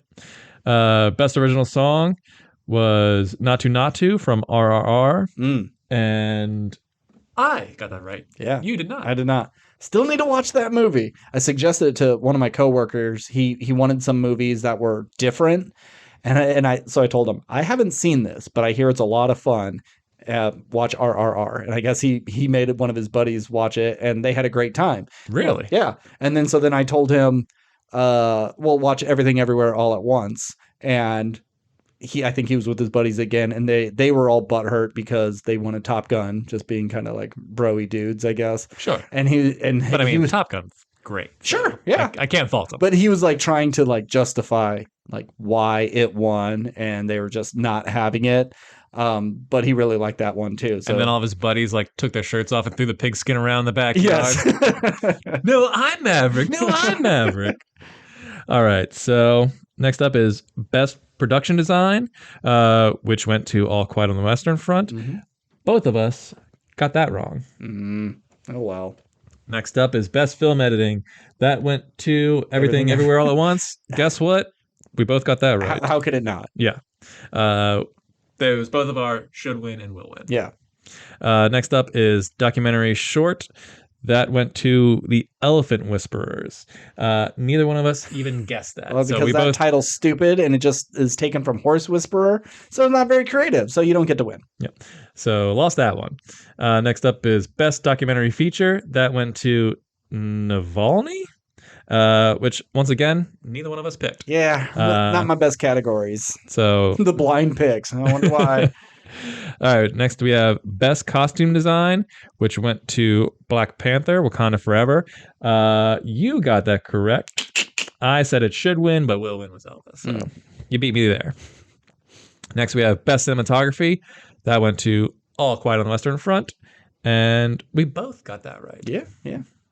Doing real good this year. Normally you always do good, and I do absolute dog shit. So next up we have best actor. That went to Brendan Fraser in The Whale. Yep. And you wanted Colin Farrell, right? I wanted Colin Farrell to win, but I thought Austin Butler was going to win. So I was wrong on both fronts.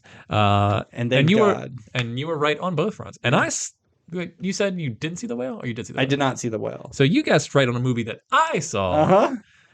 Well, I mean, you should have known. Elvis is such a bad movie and a terrible choice for these. I just thought it had. He was fun. Not even. He wasn't my favorite performance. He might have been.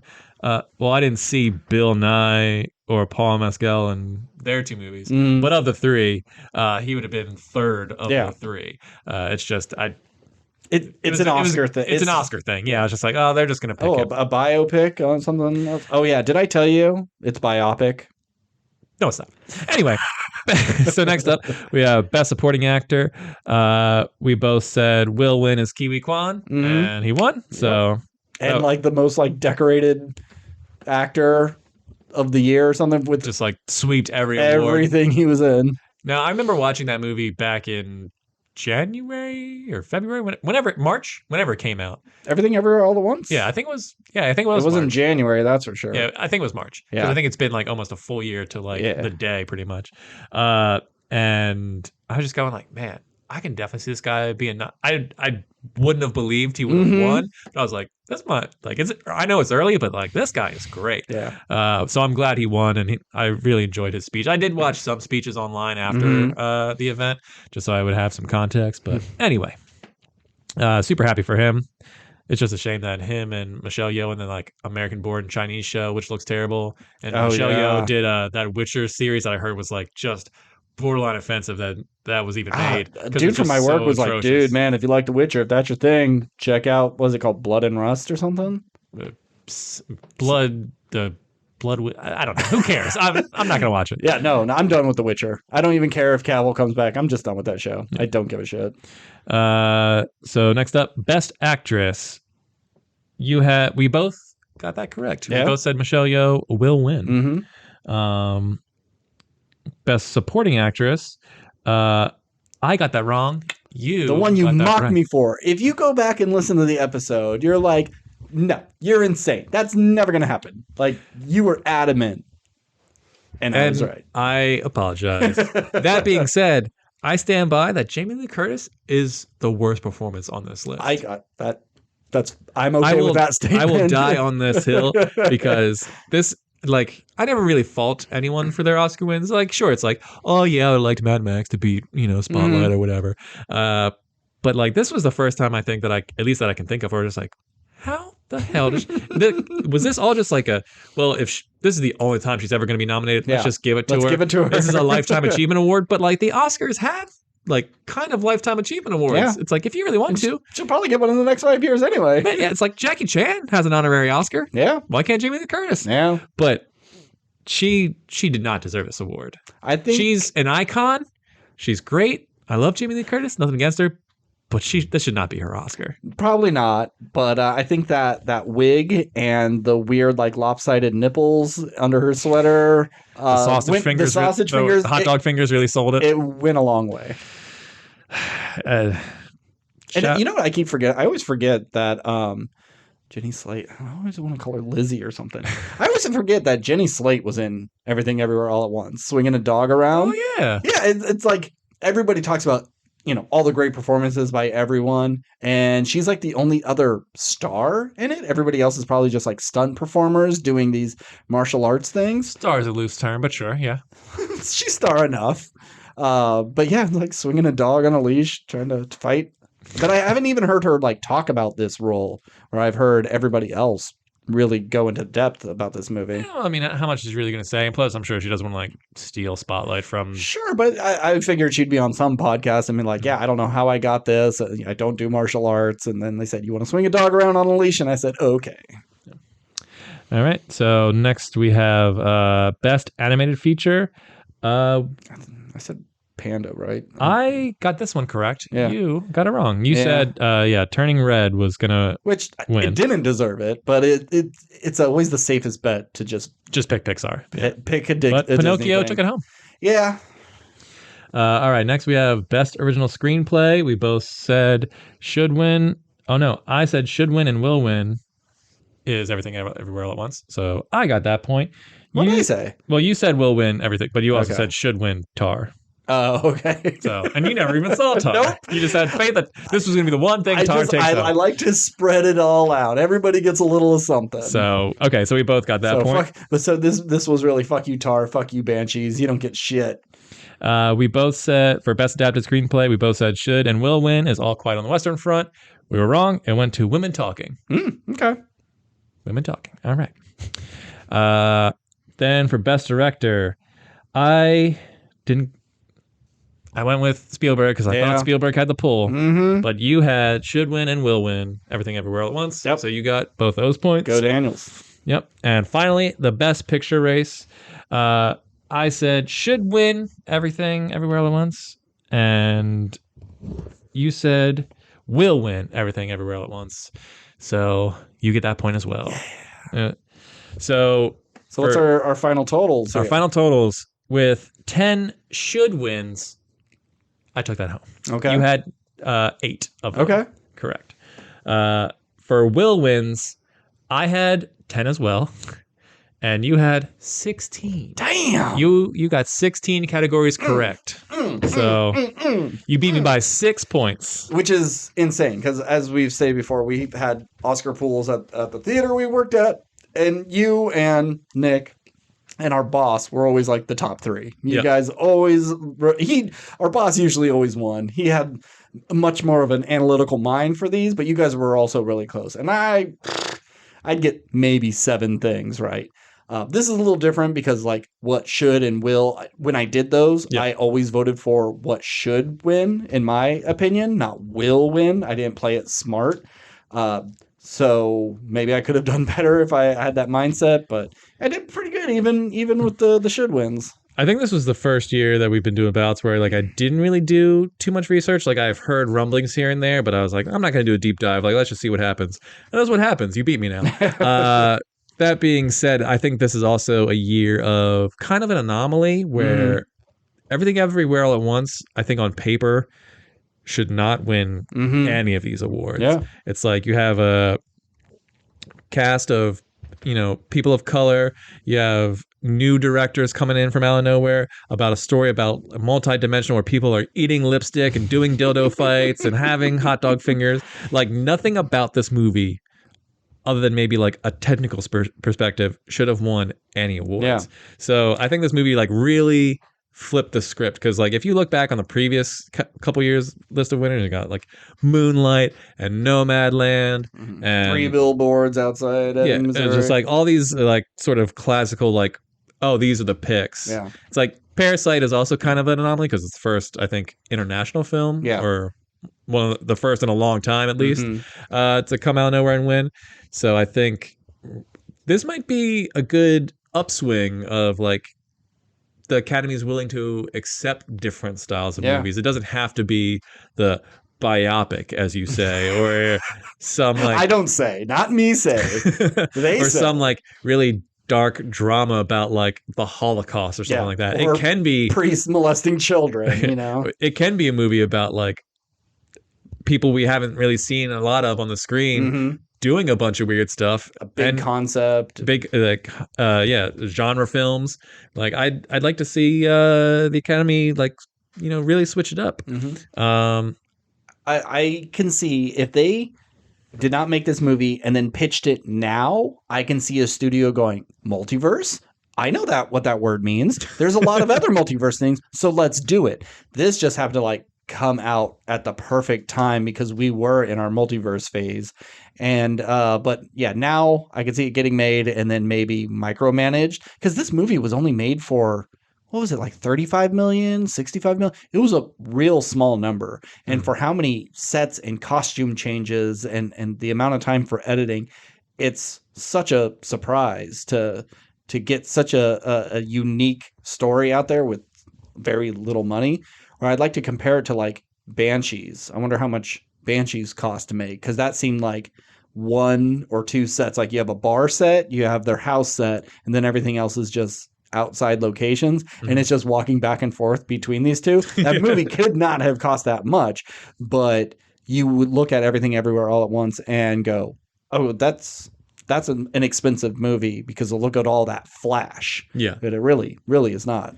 Yeah, it's one of those things where it's just like I wouldn't be surprised if Banshees would cost like 60 million to make. Mm-hmm. Should it? No, but it's like I mean, are you incorporating like their salaries or whatever? Sure, that's all part of it. But yeah, I just imagine like I wouldn't be surprised if Banshees cost a ton of money despite it not looking all that expensive. Where like I think they were like, okay, we can do whatever we want with 35 million. Mm-hmm. All right, we're gonna we know how to stretch that budget and do a bunch of cool stuff with. I mean, 35 million is a ton of money, but you right? Yeah. Okay, it's saying Everything Everywhere All at Once was between 14.3 and 25 million. Oh, I thought I heard more. Okay, And even better. And Banshees cost 20 million. Oh, okay, so they're not that different. They're not that different, but and when you're shooting a lot of outdoor shots, your weather has to be good. It may be a longer shoot because weather is unpredictable. Oh crap, we got clouds, so then it's not as sunny as when we were shooting yesterday. There's more technical limitations where everything Everywhere All at Once is on a set. Yeah. There's not a lot of outside location shooting, and so you can focus some of that money onto special effects and not worry about lugging your equipment everywhere. But yeah, even though I like Banshees, like where did that money go? To pay the animal fees, probably. For Jenny the donkey. For Jenny the donkey, yeah. She was high in demand. She was a bit of a diva, bit of an ass. Hey, nice. Yeah.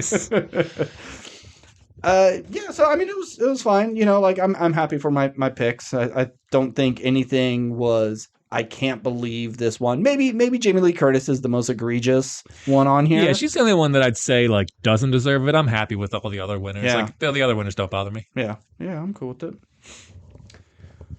Well, what are we doing next week? John Wick. John Wick 4. Yeah. The 3-hour movie of a man who should have been dead within like the first half hour of his first movie. Still alive after being hit after car, taking bullet shots. And what happened at the end? Like he fell off the building and hit like 4 fire escapes on his way down. Yeah. Like John Wick 3, I enjoyed it. There was parts where I was just like, man, this scene is going on way too long. Like there was parts about 3 I didn't really love, but I was like, I can accept this movie for what it is. And then I don't know, it's just like you've seen him survive a bunch of crazy stuff, but just him taking blunt force trauma down a building, essentially falling what should have been his death, and just going like, see you next time. It's like, what the fuck are we doing here? We saw Tobey Maguire do it in Spider-Man 2 when he was losing his powers and he bangs off stuff and lands on a car and he complains about his back and you go, yeah, that would fucking hurt.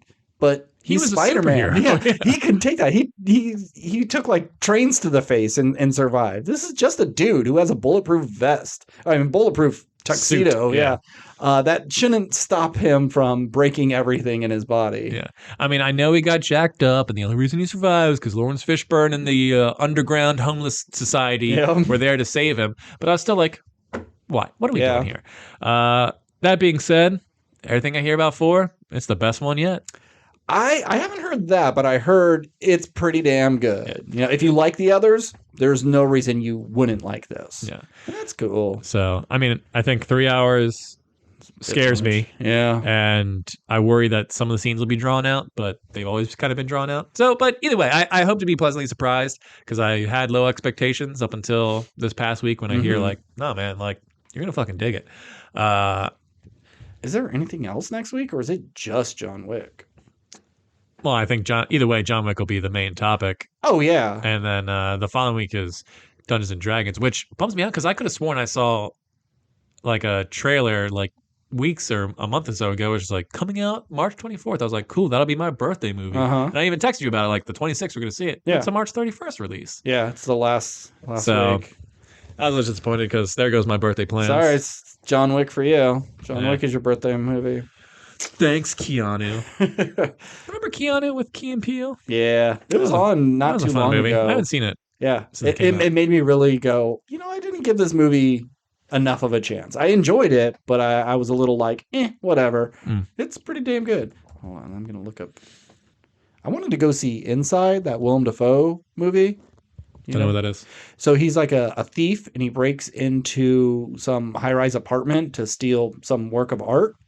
And gets locked in. It's like an apartment with like crazy super security, and he gets locked in, and he's going to be stuck there for a very long time. So he's, you know, getting down to nothing to eat in the refrigerator and like drinking the water out of the fish tank or like cooking the fish so he has something to eat, and he's just completely locked in. I guess it only has maybe like a 70 on Rotten Tomatoes, but it seemed like a fun, you take Willem Dafoe, who's a great character actor, and just make him lose his mind all by himself. So is it just one actor in essentially a room by himself? Pretty much. I'm sold. Yeah. I'll check it out.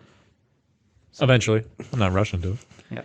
Yeah. So you said that's on streaming or that's coming to theaters? No, that's actually in theaters, came out this weekend, but it's only playing. Oh, well, then I'll see it in 4 months when it hits streaming somewhere. This stupid. I fucking hate Fandango sometimes. Like, it's like coming soon. I don't need everything coming soon. I just need next week. So yeah. Yeah, the other movie is The Lost King. Some drama. Yeah. So John Wick next week. Maybe Search Party Season 5. I doubt it, but maybe. Maybe. You know, we didn't talk about Mandalorian. Oh, yeah. Yeah, you want to talk about that real quick? It's a pretty short episode still. Okay. We're at an hour and 47. God forbid we have a short episode for this. So we'll spend 5 minutes on Mandalorian, then we'll wrap this shit up. Okay, so I'm going to need you to explain some things. I said at the beginning of the episode, or maybe before we started recording, I did watch The Mandalorian, but there is an asterisk with it. The asterisk is, when The Mandalorian was on screen, I watched. When it transferred over to that guy and that girl doing whatever the fuck they were doing, I tuned out. And that was like 40 minutes of the episode. That was the episode. So it's like I only tuned in for the last the opening scene and then like the last 5 minutes with Nando and Bo-Katan, being accepted. So what happened in this episode? Well, before the episode started, I really was thinking I'm not super invested this season. Yeah, I'm checked out at this point. It's nothing so far.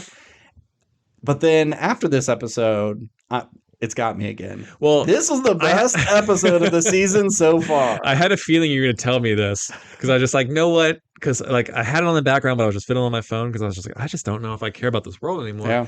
And then once it was over, it's like, I bet this is the episode where the show's like, hey, Andor did gangbusters. Let's do Andor. So is this the Andor episode? This is the Andor episode. And that's not saying Andor is in it, but they took the world building and writing of Andor and applied it to the Mandalorian. So, but not the Mandalorian character. No, Mandalorian the show. Yeah. So the thing I liked about it was once the Empire is defeated, you have to realize there's still a lot of stormtroopers and Imperial officers who were probably arrested by the Republic. Well, the Republic are supposed to be the good guys, so they're not going to execute all these people or stick them in weird prisons. What did they do with all of them? And they had like reassignment jobs, or reintegration, I think is the word they use. And, you know, so you have a bunch of like Imperial officers. And it's like, oh man, you remember the rations we got? Oh, that was so good. And we were able to get away with this. And it was a lot more fun when the Empire was around and everyone kind of looking around like, don't say that. You know, be happy that the rebellion or the it's not the rebellion, the Republic Mm-hmm. is back in power. And like, yeah, I am happy, but there's some pretty cool stuff. I'm like, yeah, but you could also get choked to death by Darth Vader if you acted up. So it was really fun seeing them kind of explain these things. It's something they never had to talk about. For all we knew, they took all the Empire people and dropped them on a planet, and that was like Space Australia, and just all the criminals were there. But they really get into it and how the lure of maybe doing things the old way kind of uh, it makes you want to relapse. And so you have this woman character who I don't remember from any of the seasons. They say she worked with Moff Gideon, and I don't know because I skip the recap every time. Oh, okay. But I know the recap was showing stuff from season 1, so maybe she was there. But her and the doctor guy who wanted Grogu in season 1, like episode 1 or 2, they're just kind of like, well, maybe we could do some good if we kind of do things the old way. I know we're not supposed to, but if we start our own lab, we can start doing these things. Because he wants to do more medical things. Like the Empire allowed him to kind of have free reign and go nuts with his science research because they didn't really care about checks and balances and ethics and things like that. But now it's a little more bureaucratic, and like we can help people with like organ transplants and growing these things in a lab if you allow me. And they're just kind of like, no, we don't do it that way anymore because we need checks and balances.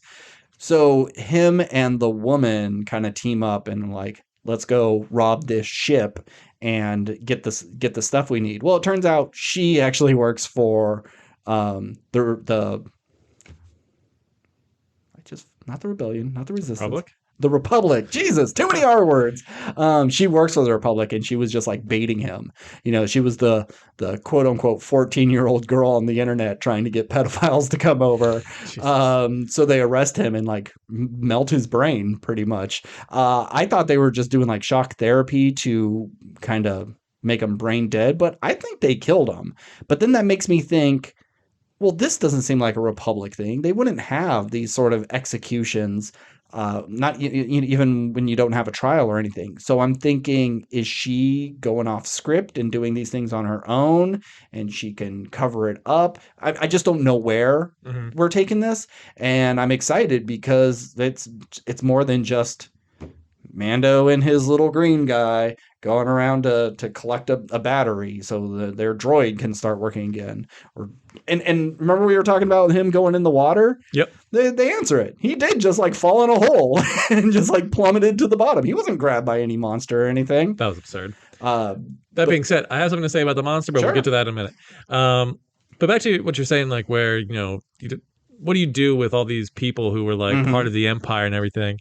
And I was thinking about that. It's like, if you think about, these regimes that we've had on our planet and just in our society, it's just always just like one small country doing this thing in the grander scheme of things, where it's just like, okay, so we can like defeat the Nazis and there may be some Nazi sympathizers or whatever, but that's like 50,000 people, 100. It's not like it's a lot, but it's not like a crazy number. But it's like, okay, there was enough people to work a moon. And then, going to the future, there was enough people to work on a planet that was also a Death Star. Yeah. It's just like, okay, so let's say you defeat them, but there's still a billion of these people. It's like, I think you would have to kill most of them because... probably good chunks of them did die when you blow up the Death Star. Well, sure, but I'm just saying, it's just like... there's a big galaxy and you can disperse them, but it's thousands of planets and tons of species. It just seems like that would be a bad thing, because now you've dispersed these people. You can't track because there's too many of them, and now like they can build pocket sort of like, because they're sympathizers. It's just you wouldn't be able to like, you could destroy the main hub, but there'd still be many of them, smaller cells. And I know that's just like a big idea and there's too many things to talk about, but it's just like, I don't know, the idea of just, we killed a billion stormtroopers or whatever, but there's still like 2 billion out there. There's just no like home base anymore. It's like, it's just crazy. What I think is this is going to be the inklings of the First Order. because we didn't know. I'm sure there's books or comics about in the sequel series. The First Order is just the Empire again, but they're not the ones in power. They're the crazy right wingers. Nazi group trying to live in the old days, but we don't really know. Well, how did they amass all this wealth in these ships and things like that? I think this is going to be the start of it. That there's going to be so much fighting with the Republic that it's taking too long for them to get their shit together. And so when you have these pocket cells of people dissenting, that's what leads to the First Order. So I think that will be the point of doing all this, because I can't see why else. Make the galaxy great again.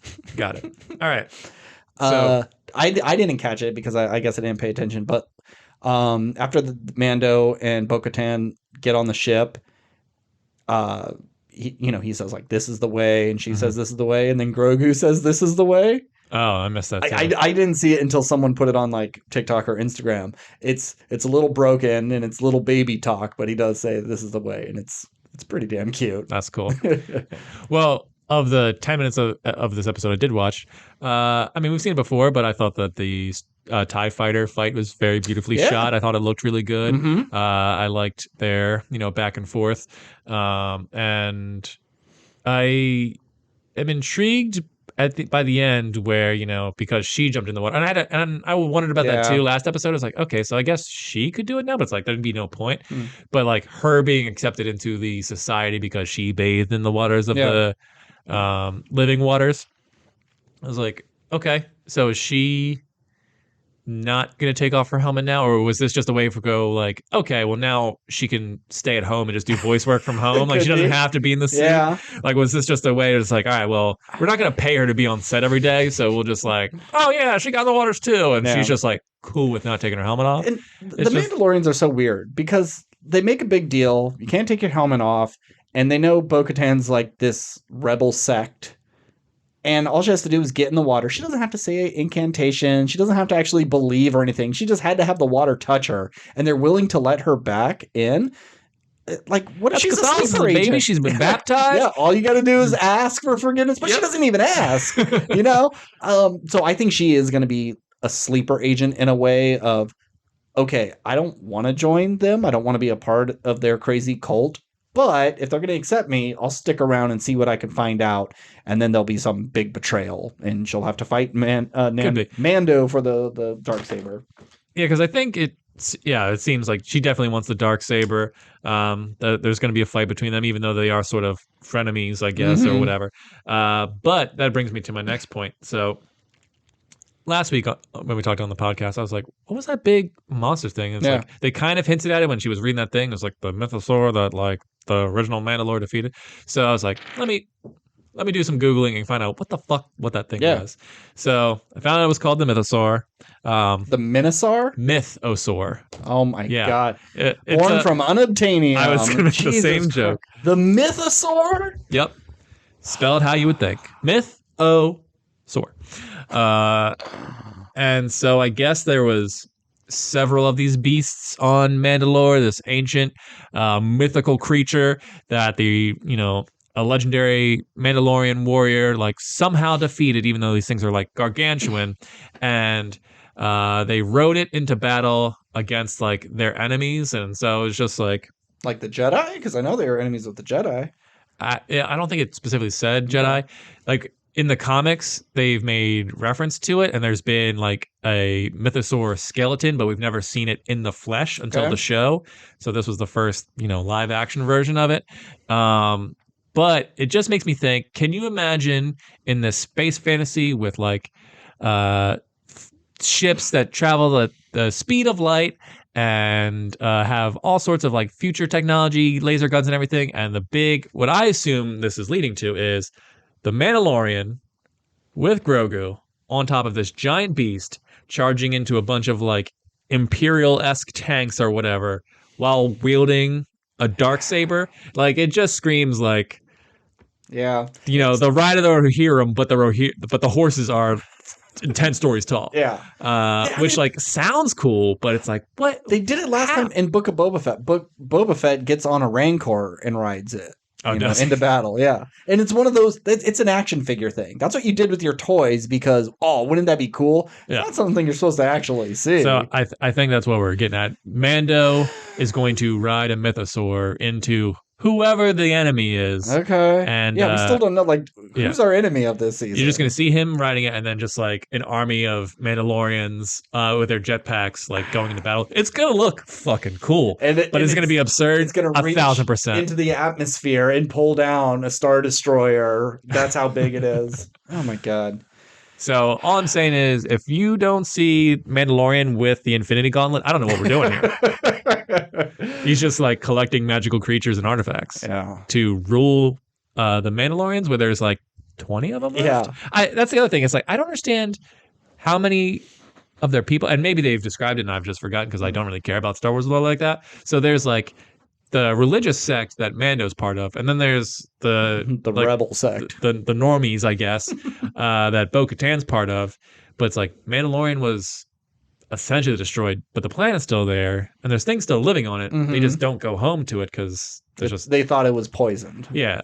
But when we saw them like confirming that little boy and they fought the turtle alligator, there was like 30 to 50 of them there, so there's some. Yeah, it's just I'm just curious to like, if Bo-Katan wants to be the queen or the ruler of Mandalore and like use the Darksaber, it's like you're ruling 30 people or you're ruling thousands that are scattered across the galaxy. I'd really like to know if there's like a LinkedIn account for all these for these Mandalorians. Because like, do they know they all exist? Do they care that they all exist? Are they happy doing their own thing? Do they even want to be ruled by this person who's like, she doesn't believe in this religious society's like, don't take your helmet off, but also believe in this religious idea of like, if I wield this saber, you guys got to do what I say. Like, what the fuck are we doing? It's like anybody with any religion. You just pick and choose the stuff that works best for you, and you ignore the rest of it. Yeah, I mean, I enjoy religious characters as long as like sort of the religion makes sense. Mm-hmm.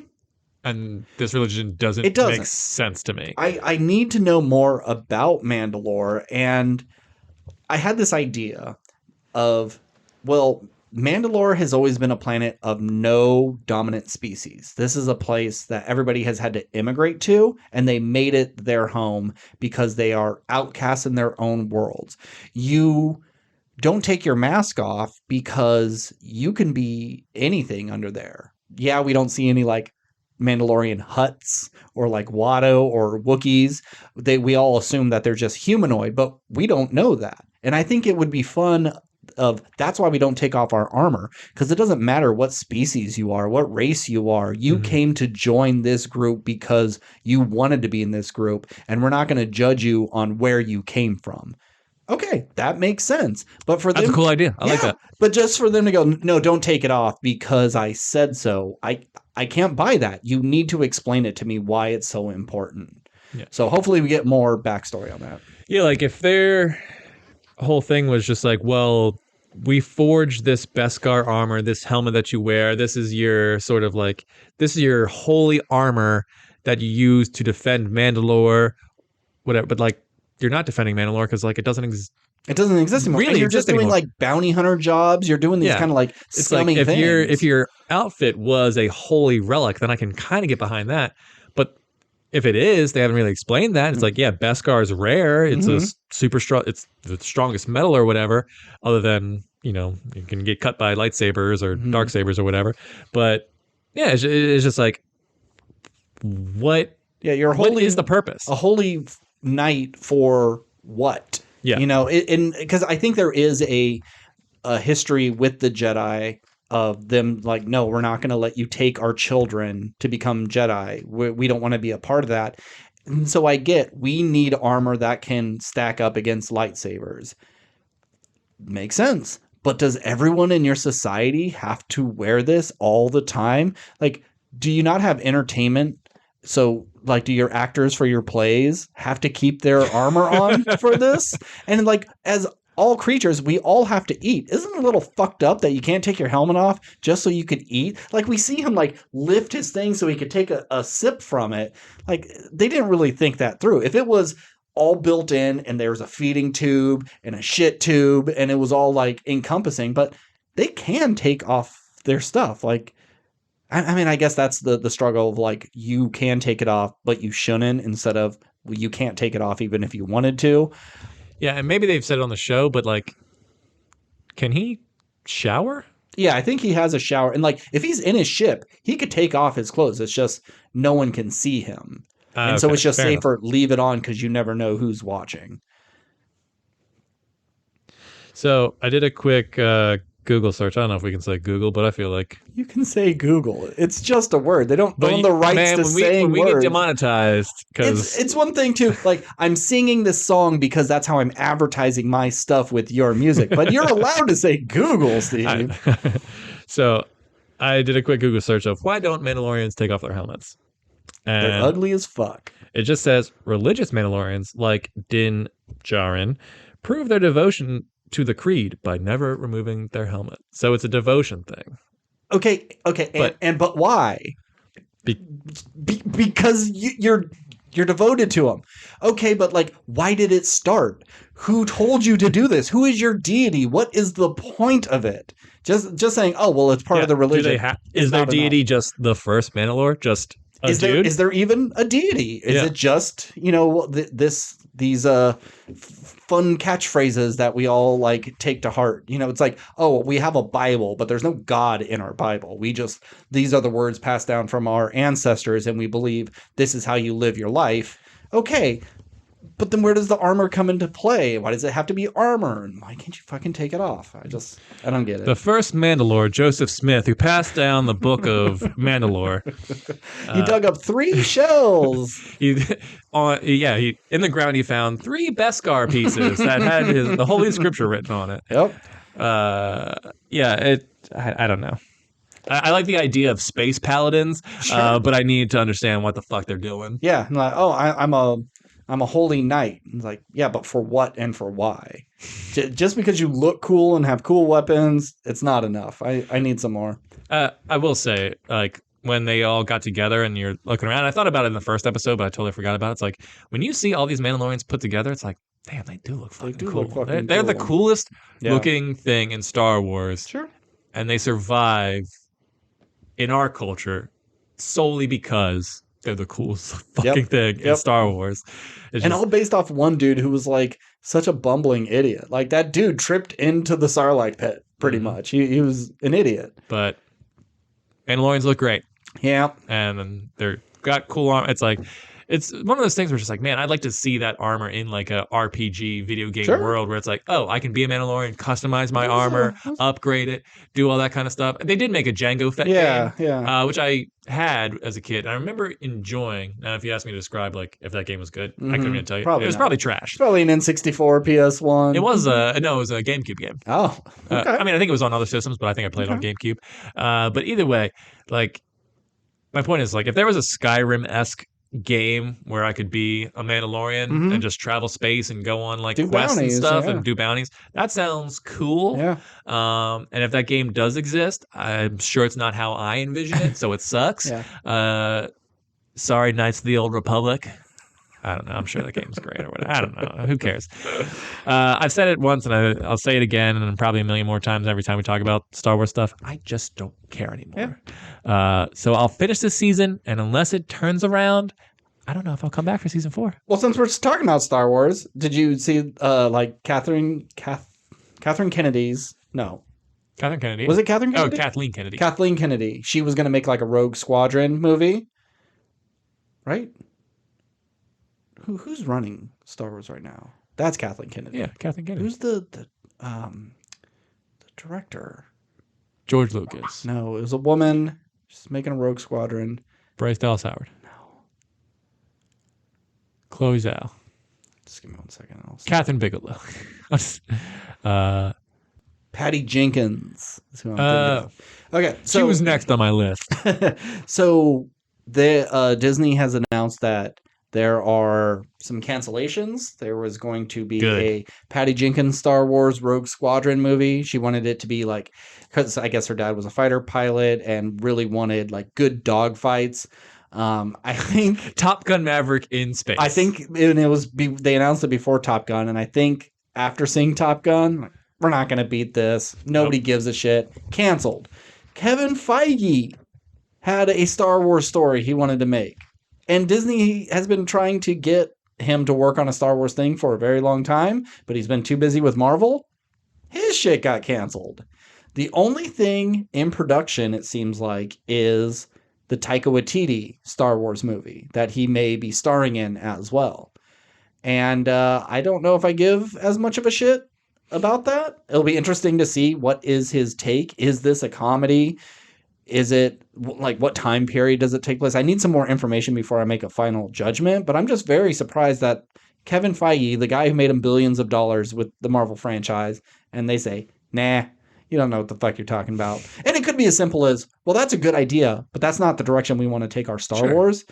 Yeah, just because someone's great doesn't mean they're necessarily the right one for your thing. Mm-hmm. It's like Martin Scorsese is considered the greatest director of all time, but he still struggles to get any of his fucking movies made, even though they're all like constantly being nominated for Oscars. It's like, yeah, but they don't really make us that much money. Yeah. You kind of just like break even, and people movie like nerds like you, but they like your shit. You know, not necessarily. It may take years for people to appreciate it, and we want returns now. Yeah. That is kind of surprising, but it's like, I mean, if I was Kevin Feige and like I had a passion for Star Wars, it's like, all right, after Endgame, I jumped ship. So it's like I ended on the highest note you could possibly end on. Now I'll go do Star Wars. And it's like, so if this fails, it doesn't really matter because I did the Marvel thing. Mm-hmm. But now it's just like, not that Marvel's not doing well, because obviously it's doing well, but it's like, if it's on the downward stroke, it's like, well, now Kevin Feige, it's like, he could have just got in, did his thing, got out, and just like reaped the rewards forever and just been like a god. But if like Marvel continues on the trajectory it seems to be going, then it's like, well, maybe Kevin Feige's the problem. Kind of thing. Well, I guess it was one of, that Disney's had a lot of people coming and going. It was like Perlmutter, or was that Fox? But then, we have a new captain of the ship, and I guess the last guy wanted to fire Kevin Feige and get him off of the Marvel stuff. And like, what a stupid idea. Like, I want to know the logic behind why. Well, he's just a robot from She-Hulk, so you just got to unplug him anyway. True, yeah. So yeah, and with like Quantumanium not doing so well, like we're probably, the superhero bubble has now kind of burst. And yeah, we're going to be still getting things, but we've seen like Disney is scaling back on their TV shows, and I think they're understanding this isn't sustainable this forever. This is not the way. Oh yeah, I don't know where I was going with that, but anywho, yeah, there's less Star Wars on the horizon than we previously thought. So happy birthday, Steve! Woo! Yeah, less Star Wars on the horizon is good for me, and less Marvel is good for me. It's just like, so, but the only thing with Marvel and possibly Star Wars is like, I think only good can come from this if this is like if this is the bad times in quotation marks, because they're still making a ton of money for these franchises, because it's either this is the bad swing that we needed so we could recontextualize and focus on what worked or what we want to do different, and that's going to be the upswing that sort of like brings it back, like better than, maybe not better than before, but like puts it on par with what happened before. So just like, yeah, we needed these bad movies so we could appreciate this new shit we're getting. Now it's great again. Well, maybe they should stop firing everyone. Or they just go, okay, well, fuck it. We'll never be as good as this, so we'll just like make less so we can make smaller movies or make crazy concepts like Everything Everywhere All at Once. So I think only really good can come from this. Maybe we have to just get through a couple more bad things and just go like, you know what? Fuck Marvel and fuck Star Wars. Maybe not fuck them, but just like, maybe I'll check them out. Yeah. Which is only good for me. So. Yeah. And it took some time, but now that we are going to get some weirder, smaller things, we're going to have multiple Batman at the same time, multiple Spider-Man. That with Star Wars, not everything has to be, well, what's happening with the Skywalkers in that saga. And having such a huge universe, but being so narrowly focused on just a small part of it, now people are more accepting to go, well, yeah, let's get a weird story about Jawas or whatever, and it doesn't have anything to do with the Empire or Jedis or the Skywalkers. Whereas if you go back 20 years, you make a Star Wars movie and there's no lightsaber in it, people are going to flip their shit. Yeah.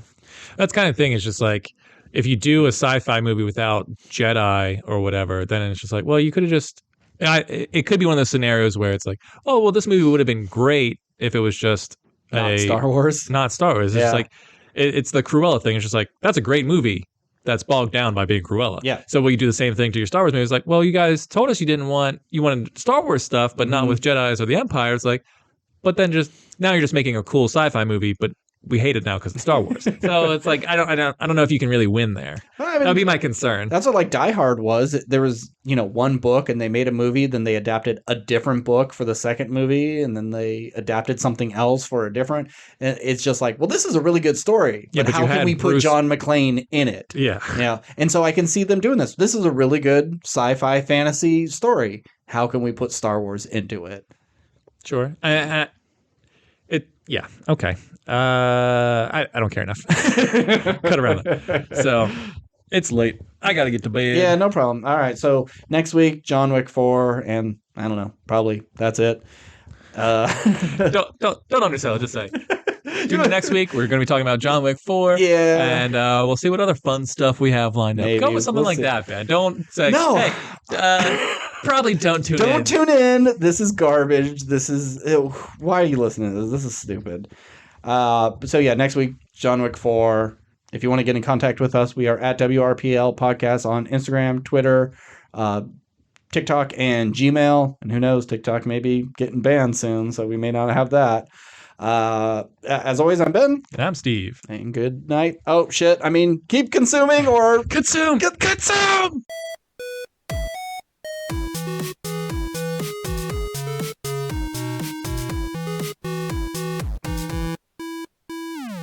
Eating lipstick and doing dildo fights.